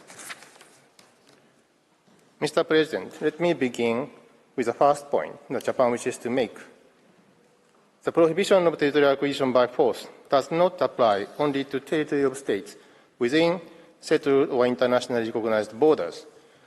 Even in the cases of territory where internationally recognized borders do not exist, that prohibition extends to territory that is under the peaceful administration and could also apply to uses of force across international lines of demarcation. The paragraph of the Friendly Relations Declaration relating to the principle of non-acquisition of territory by force state that, I quote, "The territory of a state shall not be the object of acquisition by another state," end of quote. It is not surprising to find the focus on attempt by states to acquire territory of another state. As an example, in October 2022, the UN General Assembly condemned attempted illegal annexation of 4 regions of Ukraine. In that situation, the prohibition of acquisition of territory by force clearly applies to those territories as they are within internationally recognized borders of Ukraine. However, Friendly Relations Declaration seems to go further than acknowledging the prohibition of acquisition of territory within the internationally recognized border of states by force. In the same paragraph, it proclaims that, I quote, "No territorial acquisition resulting from the threat or use of force shall be recognized as legal," end of quote, without reference to the territory of a state. Japan takes the position that where sovereignty over a territory is not internationally recognized, but where the territory is under peaceful administration by a state that has not itself occupied the territory by force, the prohibition of acquisition of territory by force applies also. This principle follows from the reasoning adopted in the decision of the Eritrea Ethiopia Claims Commission. As this court has recognized in the all advisory opinion, the prohibition of territorial acquisition force follows from the prohibition of force. Therefore, the scope of the prohibition should be determined with reference to the interpretation of Article 2, Paragraph 4 of the UN Charter. Eritrea Ethiopia Claims Commission found that Eritrea violated Article 2, Paragraph 4 of the UN Charter by attacking and occupying in 1998 the town of Badme, which the Commission found was under peaceful administration by Ethiopia at the time. In this regard, the G7 Foreign Ministers' communique in April 2023 also stated, I quote, "We strongly oppose any unilateral attempt to change the peacefully established status of territories by force or coercion anywhere in the world," end of the quote. Furthermore, Friendly Relations Declaration states that, I quote, "Every state likewise has a duty to refrain from the threat or use of force to violate international lines of demarcation, such as armistice lines established by or pursuant to an international agreement to which it is a party or which it is otherwise bound to respect," end of quote. This declaration indicates that the prohibition of acquisition of territory by force could also apply to a territory where internationally recognized borders do not exist, but where parties are bound to respect certain international lines of demarcation. Article 2, Paragraph 4 of the UN Charter itself refers to the purposes of the United Nations, and Japan takes the position that Article 1, Paragraph 1 of the UN Charter must constitute an important context and object and purpose for the interpretation of Article 2, Paragraph 4. The Security Council has primary responsibility for the maintenance of international peace and security, and its view should be given significant weight in determining whether the prohibition of acquisition of territory by force applies to our territory. With regard to the Occupied Palestinian Territory, OPT, Preambular Paragraph 2 of the Security Council Resolution 242 emphasizes the inadmissibility of acquisition of territory by war. It also reaffirmed that the fulfillment of Charter principles requires the establishment of a just and lasting peace in the Middle East, which should include the application of principles, including, I quote, "withdrawal of Israel armed forces from territories occupied in the recent conflict," end of quote. Japan is of the view that due consideration should be given to the relevant resolutions of the Security Council when examining the question of whether the prohibition of acquisition of territory by force applies to a certain territory. Mr. President, Madam Vice President, members of the Court, I thank you for your kind attention. I would now like to give the floor to Professor Akande. I thank Mr. Tomohiro Mika Nagi. I now give the floor to Professor Dapo Akande. Professor, you have the floor. Mr. President, members of the Court, It's an honor to appear before you and to do so on behalf of Japan. The Court has heard oral pleadings on a range of legal issues arising from Israel's actions in the Occupied Palestinian Territory.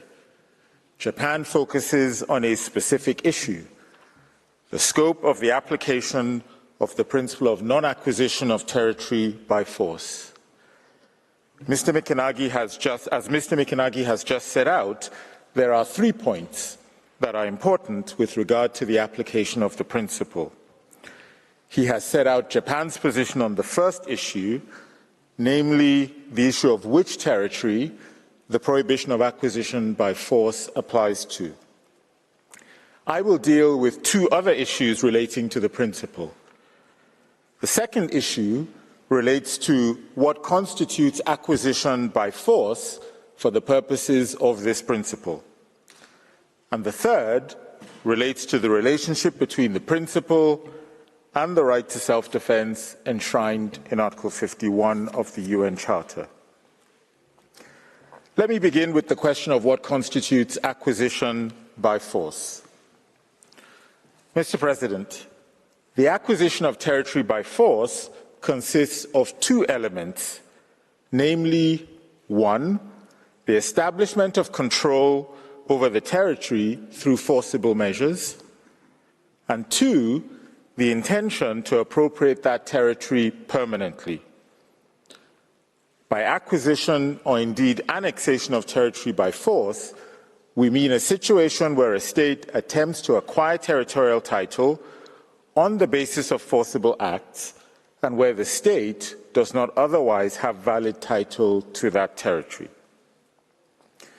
The clearest case of annexation is an attempt to annex occupied territory de jure. In such a circumstance, the occupying state formally declares its sovereignty over the annexed territory. However, in the Wall Advisory Opinion, this Court indicated that annexation could also take place de facto, where the actions of a state lead to what the Court called a fait accompli. That is, a situation on the ground which becomes permanent and which others are compelled to accept. A state seeking to avoid the denunciation of the international community may be incentivized to refrain from formally declaring the annexation of territory.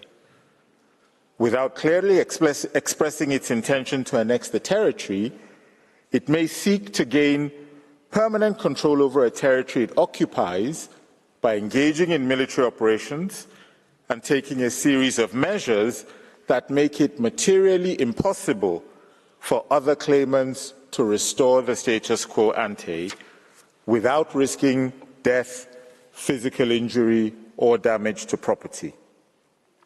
In other words, the occupying state may create what you called a fait accompli through these measures. The effect of the prohibition of acquisition of territory by force would be seriously undermined if states were allowed to circumvent the prohibition by simply obfuscating their true intentions to annex a territory and coercing other claimants to accept its permanent control over the territory through measures that create a fait accompli. It is therefore important to clarify in what circumstances such measures would constitute de facto annexation and amount to an unlawful attempt to acquire territory by force. In the Wall Advisory Opinion, the Court considered that Israel's construction of a wall in the occupied Palestinian territory, as well as the creation of an administrative regime facilitating the establishment of settlements of Israeli citizens in areas lying between the Green Line and the wall, are the types of actions which would be tantamount to de facto annexation if it created a fait accompli that had effectively become permanent. Japan considers that certain acts which have continuous coercive effect in imposing control over territory may create a fait accompli and are likely to indicate intention to maintain permanent control over the territory. The following acts by occupying states may have such continuous coercive effects. First, large-scale alteration of the demographic composition of the territory, backed by military and other physical power, including through expropriation of land and eviction of the population. Second, the construction and continued maintenance by an occupying power of a network of physical infrastructure, particularly where these represent such significant financial investment that they may be deemed to be intended to subsist over a significant period of time. This may include, for example, roads, communication systems, healthcare facilities, or large-scale military or law enforcement facilities. Third, the continuous forcible seizure and exploitation of the natural resources, including water, by an occupying power. These acts do not necessarily cause death, injury, or destruction, but when they are implemented cumulatively at a significant scale and sustained for a long period, they would have continuous, even irreversible effect on the territory. In such a case, there may be evidence that the occupying state's intention is to permanently establish sovereignty over the relevant area, even if it is doing so incrementally. If such acts are accompanied by statements of state officials affirming the irreversibility of measures, or even asserting the intent to establish sovereignty over the occupied territories, the measures I've just mentioned are even more likely to indicate intention to acquire territory and thus amount to a prohibited attempt to acquire territory by force.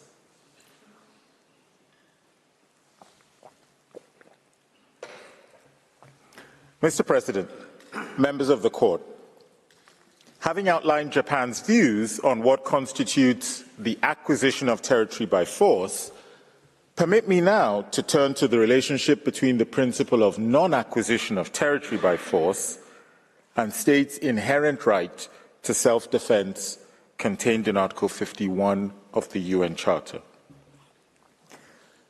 The key question here is whether a state that does not otherwise have valid title to territory can acquire title through a use of force because the state claims to be acting in self-defense. Japan rejects this argument. Two alternative but interlinked arguments support this position. The first is that the principle prohibiting acquisition of territory by force precludes any acquisition of territorial title through force, regardless of whether that force is unlawful or permitted as an exercise of self-defense. Alternatively, and in any event, uses of force resulting in the annexation of territory will never be lawful as exercises of self-defense, since permanent annexation can never be a proportionate response to an armed attack. I begin by outlining the first argument. Japan submits that the principle prohibiting forcible acquisition of territory is properly understood as providing that the use of force is never a valid basis for acquiring title, even if the initial use of force by the state could have been lawful. This blanket prohibition is a necessary consequence of the complete abolition of the right of territorial conquest in the context of the UN Charter. In the Wall Advisory Opinion, the Court described the principle on the illegality of territorial acquisition resulting from the use of force as the corollary of the prohibition against the use of force itself. It is also connected to other fundamental principles of international law, in particular, the right to self-determination of peoples as set out in the Friendly Relations Declaration and recognized by this Court. It accordingly reflects a fundamental shift in international law in the 20th century, particularly after the entry into force of the UN Charter, which sought to minimize unilateral recourse to force in international relations. The prohibition on the use of force and the prohibition on acquiring territory by force form part of a coherent scheme with the right to self-defense. The right to self-defense provides for states to have recourse to force in order to defend their people and to preserve territory they already have. It does not allow a right to use force to gain additional territorial title. I would also like to highlight that a finding by the Court that conquest could confer title upon a state where force was used in self-defense would in practice be liable to widespread abuse. The proper scope of self-defense in international law is controversial. States frequently make contested claims that some use of force or another is lawful as an exercise of self-defense. States seeking to acquire territory by force could accordingly seek to exploit this ambiguity. This would threaten to undermine the principle and alongside it, the prohibition on the use of force. Japan's view on the proper scope of the principle is supported by the General Assembly's Friendly Relations Declaration, which states, and I quote again, because you've heard it many times, "The territory of a state shall not be the object of acquisition by another state resulting from the threat or use of force. No territorial acquisition resulting from the threat or use of force shall be recognized as legal." This part of the declaration contains no exception for force used in self-defense and does not limit the principle prohibiting territorial acquisition by force to unlawful uses of force. By contrast, in the sentence immediately prior to the one that I have just quoted, the declaration prohibits, and I quote, "military occupation resulting from the use of force in contravention of the provisions of the Charter," indicating that where the use of force is not prohibited by the Charter, military occupation may be lawful. This conclusion that the declaration endorses a blanket prohibition on acquisition of territory by force, is not affected by the declaration's subsequent reaffirmation that it, quote, "shall not be construed as affecting provisions of the Charter." The right of self-defense regulates the permissibility of uses of force in response to an armed attack, rather than dealing with the question of whether states can, through such use of force, acquire title to territory. The Friendly Relations Declaration accordingly clarifies that the answer to the latter question is no, without purporting to affect the scope of self-defense as a justification for the use of force. Mr. President, members of the Court, let me turn to the alternative point with regard to the relationship between the prohibition of territorial acquisition by force and the right of self-defense. And this is my final point. Annexation of territory can never meet the narrowly drawn requirements of the right of self-defense. As the Court has repeatedly pointed out, any purported exercise of the right to self-defense must be necessary and proportionate. Self-defense, by definition, can only justify the taking of temporary measures in order to achieve its aims. The aim of self-defense is limited to defending the attacked state and its people. Thus, even when a state has suffered an armed attack, it can never be proportionate to permanently deprive a people of its territory. In this regard, it is worth recalling that the acquisition of territory by force has been rejected in the context of states claiming to act in self-defense. The Security Council's response to Iraq's invasion and purported annexation of Kuwait in 1991 is worth noting.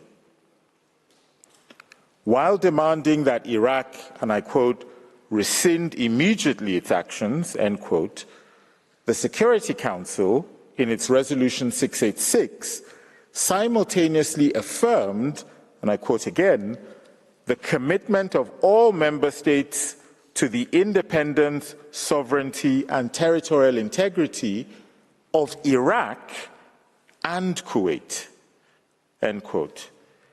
It's thus clear that the territory of Iraq had not become liable to annexation, even if states were to act in defense of Kuwait. Another relevant example is, of course, Security Council Resolution 242, which emphasized, quote, the inadmissibility of the acquisition of territory by war, end quote, without drawing any distinction between lawful and unlawful uses of force. Mr. President, members of the Court, I close my submissions by once again expressing Japan's position that the principle of non-acquisition of territory by force is an important norm which reinforces the jus cogens prohibition of aggression and is central to the maintenance of the rule of law among nations. This concludes the oral pleadings of Japan, and I thank you for your attention. I thank the delegation of Japan for its presentation. I invite the next participating delegation, Jordan, to make its oral statement before the court and call His Excellency Ayman Safadi to the podium.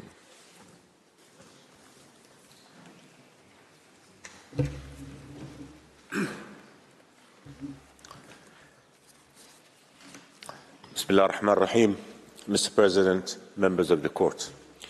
On behalf of the Hashemite Kingdom of Jordan, I stand before you today as the evilness of the Israeli occupation of Palestine is being displayed in the bloodiest and most inhumane way.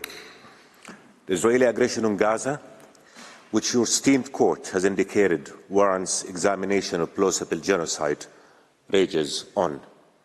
It is shattering thousands of lives. It is destroying a community of 2.3 million Palestinians who have already been suffering the oppression of occupation. 500,000 Palestinians in Gaza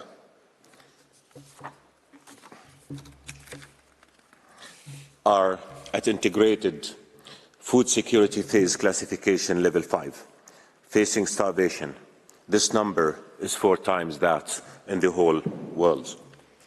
In Gaza, Palestinians are dying by Israel's war.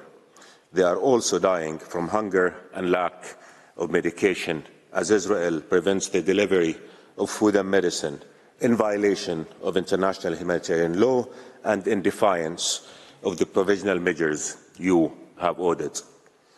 This aggression has to end and end immediately. Those responsible for it must face justice. No country must be allowed to be above the law. Israel is acting and has been allowed to act in complete disregard of international law. That cannot continue. The occupation is unlawful. It is inhumane. It must end. Yet Israel has been systematically consolidating the occupation. It is blatantly denying Palestinians' right to self-determination. Its illegal unilateral measures are creating new facts on the ground that are killing all prospects for peace. Settlements illegal under international law, are growing in numbers and are spreading farther in occupied Palestinian land. The number of settlers has grown from 280,000 in 1993, when the Oslo Accords were signed, to over 700,000 today, nearly a 150% increase. Settler terrorism is a growing evil. Its victims are innocent Palestinians, their homes and their livelihoods. As the occupying power, Israel has a legal obligation to protect civilians, to preserve cultural and historical heritage, and to refrain from forcing demographic changes. It is constantly and intentionally violating this obligation. Israel is forcing demographic changes in the occupied Palestinian territory, destroying cultural and historical Palestinian heritage, confiscating and annexing Palestinian land, driving Palestinians out of their homes, their farms, their villages and their cities. It is illegally detaining thousands of children, men and women, and subjecting them to physical and mental torture, humiliation and abuse. Israel is violating the right of Muslims and Christians to freedom of worship. The Israeli government is severely restricting Muslims' right to pray at Al-Aqsa Mosque and is taking no real action to protect Christian priests from humiliation and abuse by Israeli extremists. Throughout decades of occupation, Israel has been working on changing the Arab, Muslim and Christian identity of the holy sites in occupied Jerusalem. Mr. President, members of the Court, peace is the right of all peoples of the region. But there can be no peace until occupation ends. There can be no peace until the right of the Palestinian people to self-determination is realized by the establishment and global recognition of an independent, sovereign Palestinian state with East Jerusalem as its capital on June 4, 1967 lines that can live side by side Israel in peace and security. The Hashemite Kingdom of Jordan has been relentlessly working for peace. We have suffered the consequences of conflict. We know the value of peace to us, to the region and to the world, and we know what it takes to achieve peace: the end of occupation and justice, freedom and statehood for the Palestinians. The two-state solution must be implemented and the Palestinian state must be recognized and accepted as a full member of the United Nations. And for the sake of peace and justice, Jordan will not relent in its effort to defend Muslim and Christian holy sites in occupied Jerusalem and to preserve their identity as we shoulder our responsibilities under the historical Hashemite custodianship of the holy sites and the special role the Kingdom has towards them.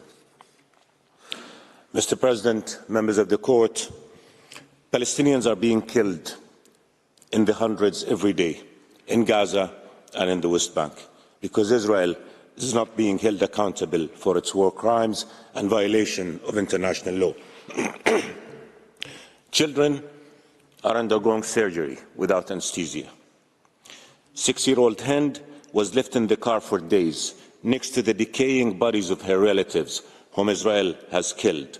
When medics finally arrived to rescue her, the Israeli occupation army killed them and killed her. This brutality that tortured and killed Hind is a constant reality of life under the Israeli occupation. No more. Rule that this brutality can be no more. Help deliver justice. Rule that the Israeli occupation, the source of all evil, must end. Thank you, Mr. President and members of the Court, and with your permission, I now yield to Dr. Ahmed Ziyadat, Jordan's Foreign Minister. I thank His Excellency Ayman Safadi. I now give the floor to His Excellency Ahmed Ziyadat. Your Excellency, you have the floor.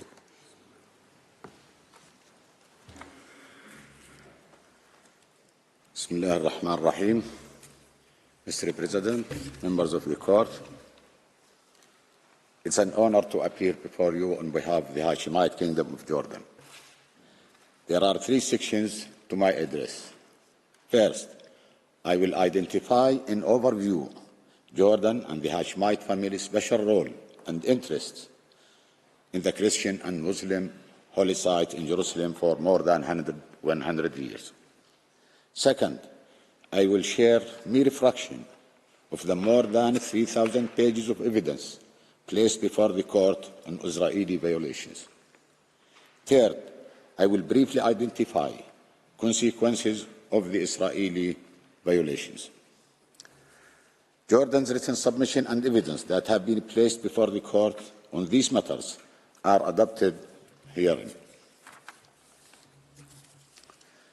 Mr. President, members of the court, Jordan and the Hashemite royal family have a special role as the custodians of the Muslim and the Christian holy sites in Jerusalem. This special role is of paramount importance to the whole world because it is what keeps the peace and preserves the historic status quo at Jerusalem holy sites. Jerusalem is holy to Muslims, Christians, and Jews, who together make over 55% of world population. And it must be a city of peace. Preserving the historic status quo is the key to that peace and to containing global religious tensions. In performance of this role, Jordan administers the affairs of the Muslim holy sites in Jerusalem, including their maintenance and restorations. Jordan also takes all measures within its power to protect both the Muslim and the Christian holy sites. This special role is historic and internationally recognized, including by the US, the EU, Russia, the UK, the Vatican, the Islamic States, and Israel itself. I will briefly highlight its recognition by some of the most directly concerned states and bodies. The final declaration of the Joint Arab Islamic Summit held this year states, I quote, "The blessed Al-Aqsa Mosque, with its entire area of 144,000 square meters, is an exclusive place of worship for Muslims, and it is under the management of the Jordanian Jerusalem Awqaf, within the framework of the historical Hashemite custodianship of the Islamic and the Christian holy sites." Article 2.1 of the Jordan-Palestine Agreement of 2013 states, I quote, "His Majesty King Abdullah II, as the custodian of the Jerusalem holy sites, exerts all possible efforts to preserve the Jerusalem holy sites and to represent the interests of the holy sites in international forums and competent international organizations through visible legal means." Israel itself recognized Jordan's special role in the Treaty of Peace between Jordan and Israel of 1994. Article 9.2 of the treaty provides, in this regard, Israel respects the present role of the Hashemite Kingdom of Jordan in the Muslim holy shrines in Jerusalem. In 1924, the heads of churches in Jerusalem pledged allegiance to Sharif Hussein, reaffirming the Hashemite historic role in safeguarding and protecting Jerusalem holy places. The Hashemite kings of Jordan have performed that role ever since, and this allegiance has been repeatedly renewed.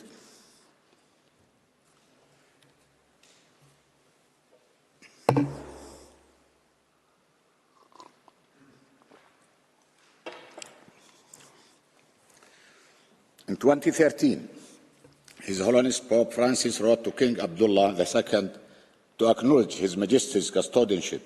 His Holiness stated, I quote, "I'm deeply conscious of His Majesty's internationally recognized role as custodian of the holy places of Jerusalem.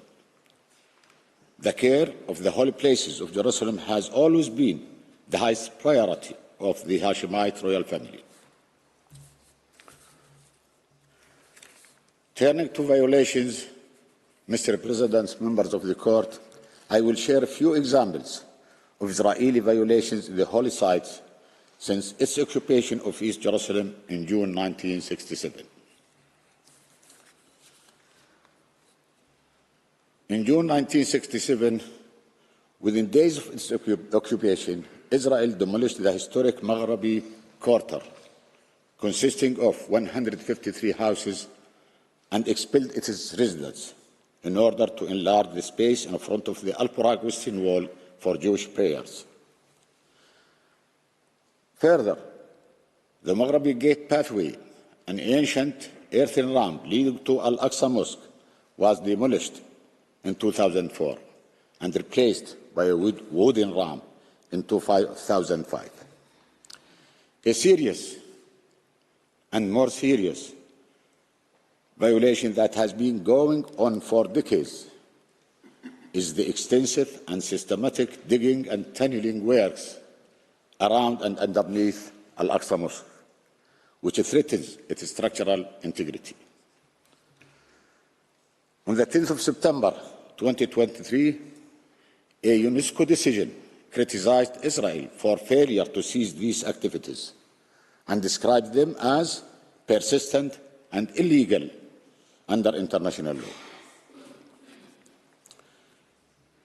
In April 2020, during the holy month of Ramadan, the Israeli forces raided Al-Aqsa Mosque during dawn prayers and attacked Palestinian worshippers with rubber bullets, stun grenades, and tear gas, causing injuries to more than 100 people and made more 400 arrests. In the same month, the ancient Qibli Mosque was subject to a similar attack, and significant damage was caused to historic glass windows, the minbar, and the carpet. On December the 13th, 2021, and on March 31st, 2023, the patriarchs and the heads of churches of Jerusalem issued a statement expressing their concern that Christians and their holy sites have become the target of frequent and sustained attacks by Jewish radical groups with the aim of diminishing Christian presence. Mr. President, members of the Court, Israeli violations in the Muslims and Christian holy sites violate the rules of international law, including Articles 27, 53 of the Fourth Geneva Convention, as we have stated in depth in our written statement. Furthermore, Israeli violations of the historic status quo at the Muslim Christian holy sites in Jerusalem threaten their integrity. They inflame global religious tension and create confrontations along religious lines. Mr. President, members of the Court, thank you for your attention, and I now request that you invite Sir Michael Wood to the podium. Thank you. I thank His Excellency Ahmad Ziyadat. I now give the floor to Sir Michael Wood. Sir, you have the floor.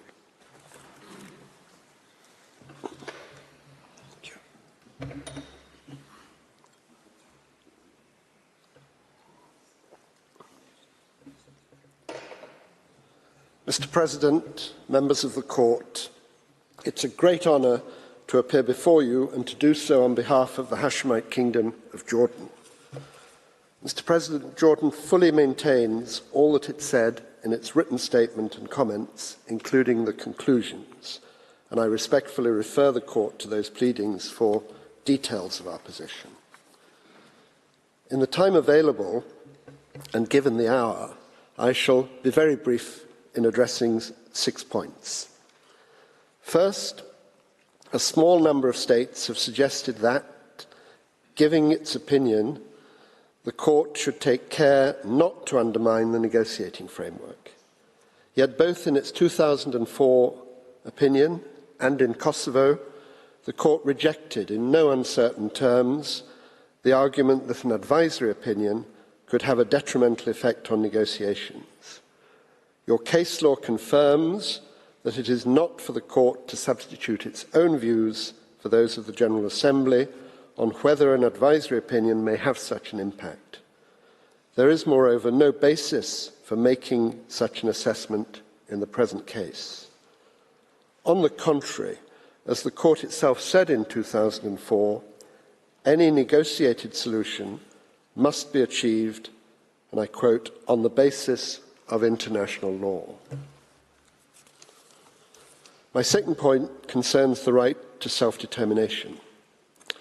This right is well established in customary international law and is a norm of jus cogens, from which there can be no derogation. It goes hand in hand with the obligation to respect the territorial integrity of the self-determination unit, as well as the right to permanent sovereignty over natural resources. The competent organs of the United Nations have affirmed this right repeatedly over the years, demanding the establishment of a Palestinian state and the realization of the two-state solution. Regrettably, Israel's occupation has now lasted for well over half a century. During this period, Israel has intentionally breached fundamental principles of the law of occupation. The raison d'etre of these breaches is to deny the right to self-determination of the Palestinian people. The occupied Palestinian territory has been progressively fragmented. Its demographic composition has been and continues to be altered. Settlements and outposts expand rapidly, while the Palestinian people's access to natural resources is denied and water resources are depleted. All this, Mr. President, members of the Court, severely violates the Palestinian people's right to self-determination, including their right to an independent state on the 4 June 1967 lines, with East Jerusalem as its capital.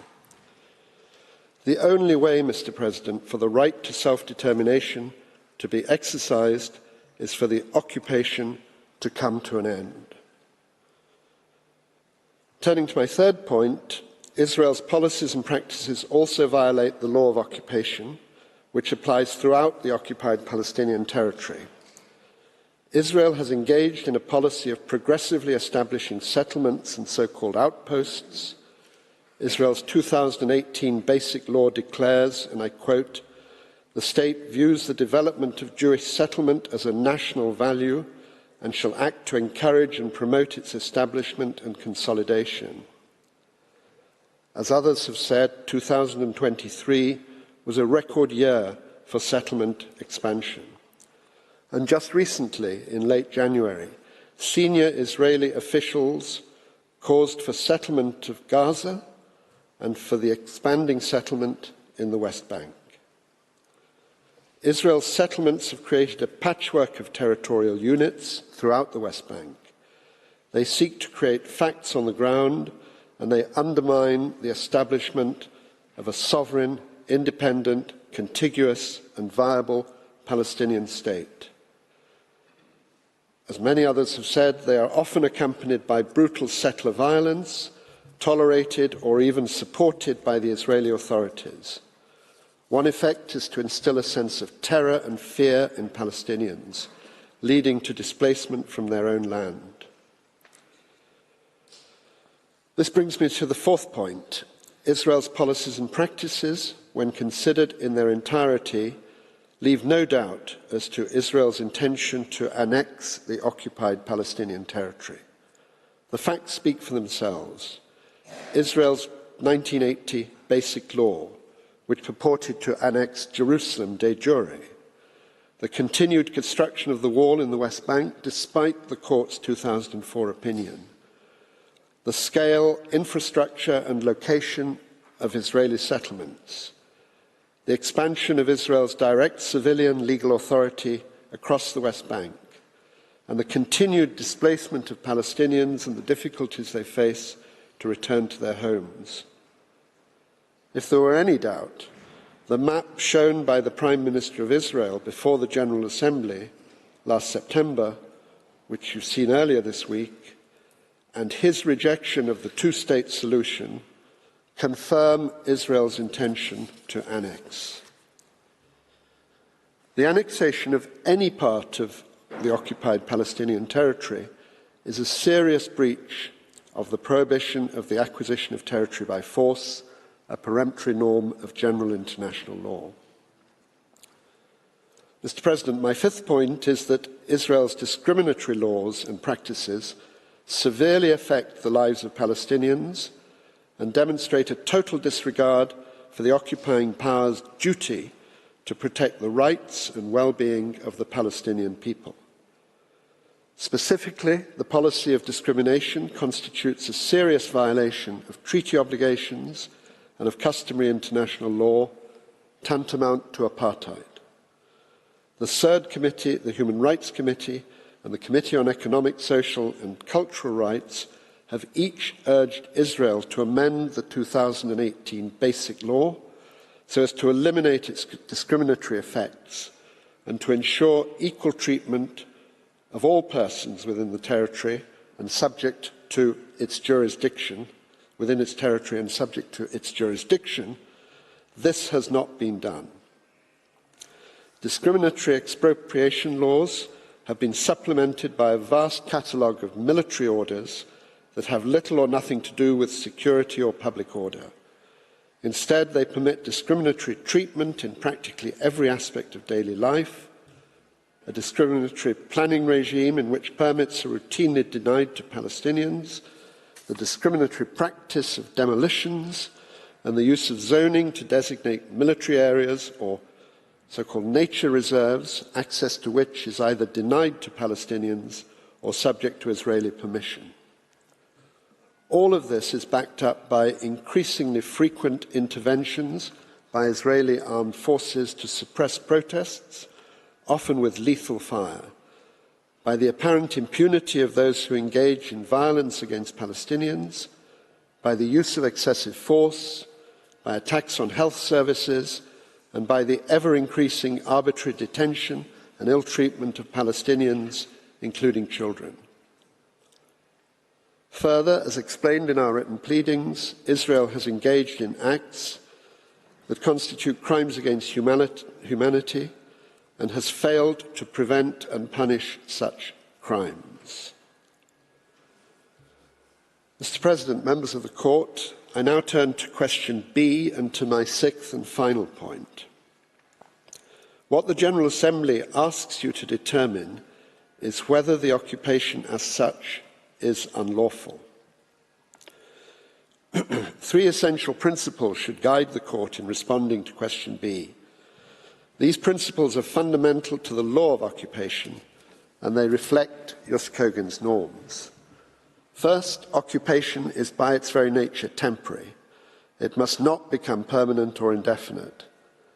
Second, the occupying power cannot acquire sovereignty over the occupied territory, whether by annexation or in any other way. Third, the occupying power has the duty to respect the right to self-determination of the people of the occupied territory, as well as all their human rights. Israel's occupation contravenes each of these fundamental principles. Israel's policy of settlements, including the transfer of settlers, the confiscation of land, and the forcible displacement of Palestinian communities, evidences Israel's intention to occupy permanently and to annex territory that belongs to the Palestinian people. Israel's serious breaches of the right to self-determination, the principle of non-acquisition of territory by force, and the prohibition of discrimination, all Jus Cogens norms, leave no doubt that the occupation as a whole is unlawful. The occupation is being carried out for purposes contrary to international law. Mr. President, I now turn to the legal consequences arising from the unlawful occupation of the occupied Palestinian territory. A principal consequence is that Israel must end its occupation of the whole of the occupied Palestinian territory, that is the West Bank, including East Jerusalem, and Gaza. This must be done, as we said in our written pleadings, as a matter of urgency and as rapidly as possible. Another legal consequence is that all states are obliged not to recognise the unlawful situation created by Israel's policies and practices, and not to render any assistance that may serve to further those policies and practices. The content of these obligations was set out by Palestine on Monday in some detail. States must, moreover, cooperate with the competent organs of the United Nations to bring the unlawful occupation to an end. A further obligation binds states to investigate, prosecute and punish any individual subject to their jurisdiction for grave breaches of the Geneva Conventions and crimes against humanity.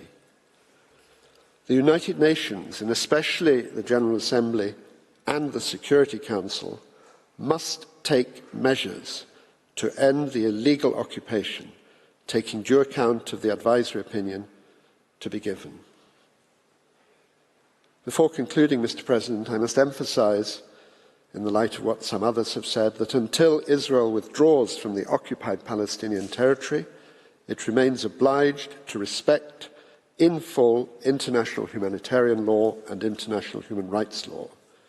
Israel's obligations under these bodies of law continue to apply, even though the occupation as such is unlawful. Mr. President, members of the Court, that concludes Jordan's submissions, and we thank you for your attention. I thank the delegation of Jordan for its presentation, which brings to a close this morning's hearing. The Court will meet again this afternoon at 3 p.m. to hear Kuwait, Lebanon, Libya, Luxembourg, Malaysia and Mauritius. The sitting is adjourned.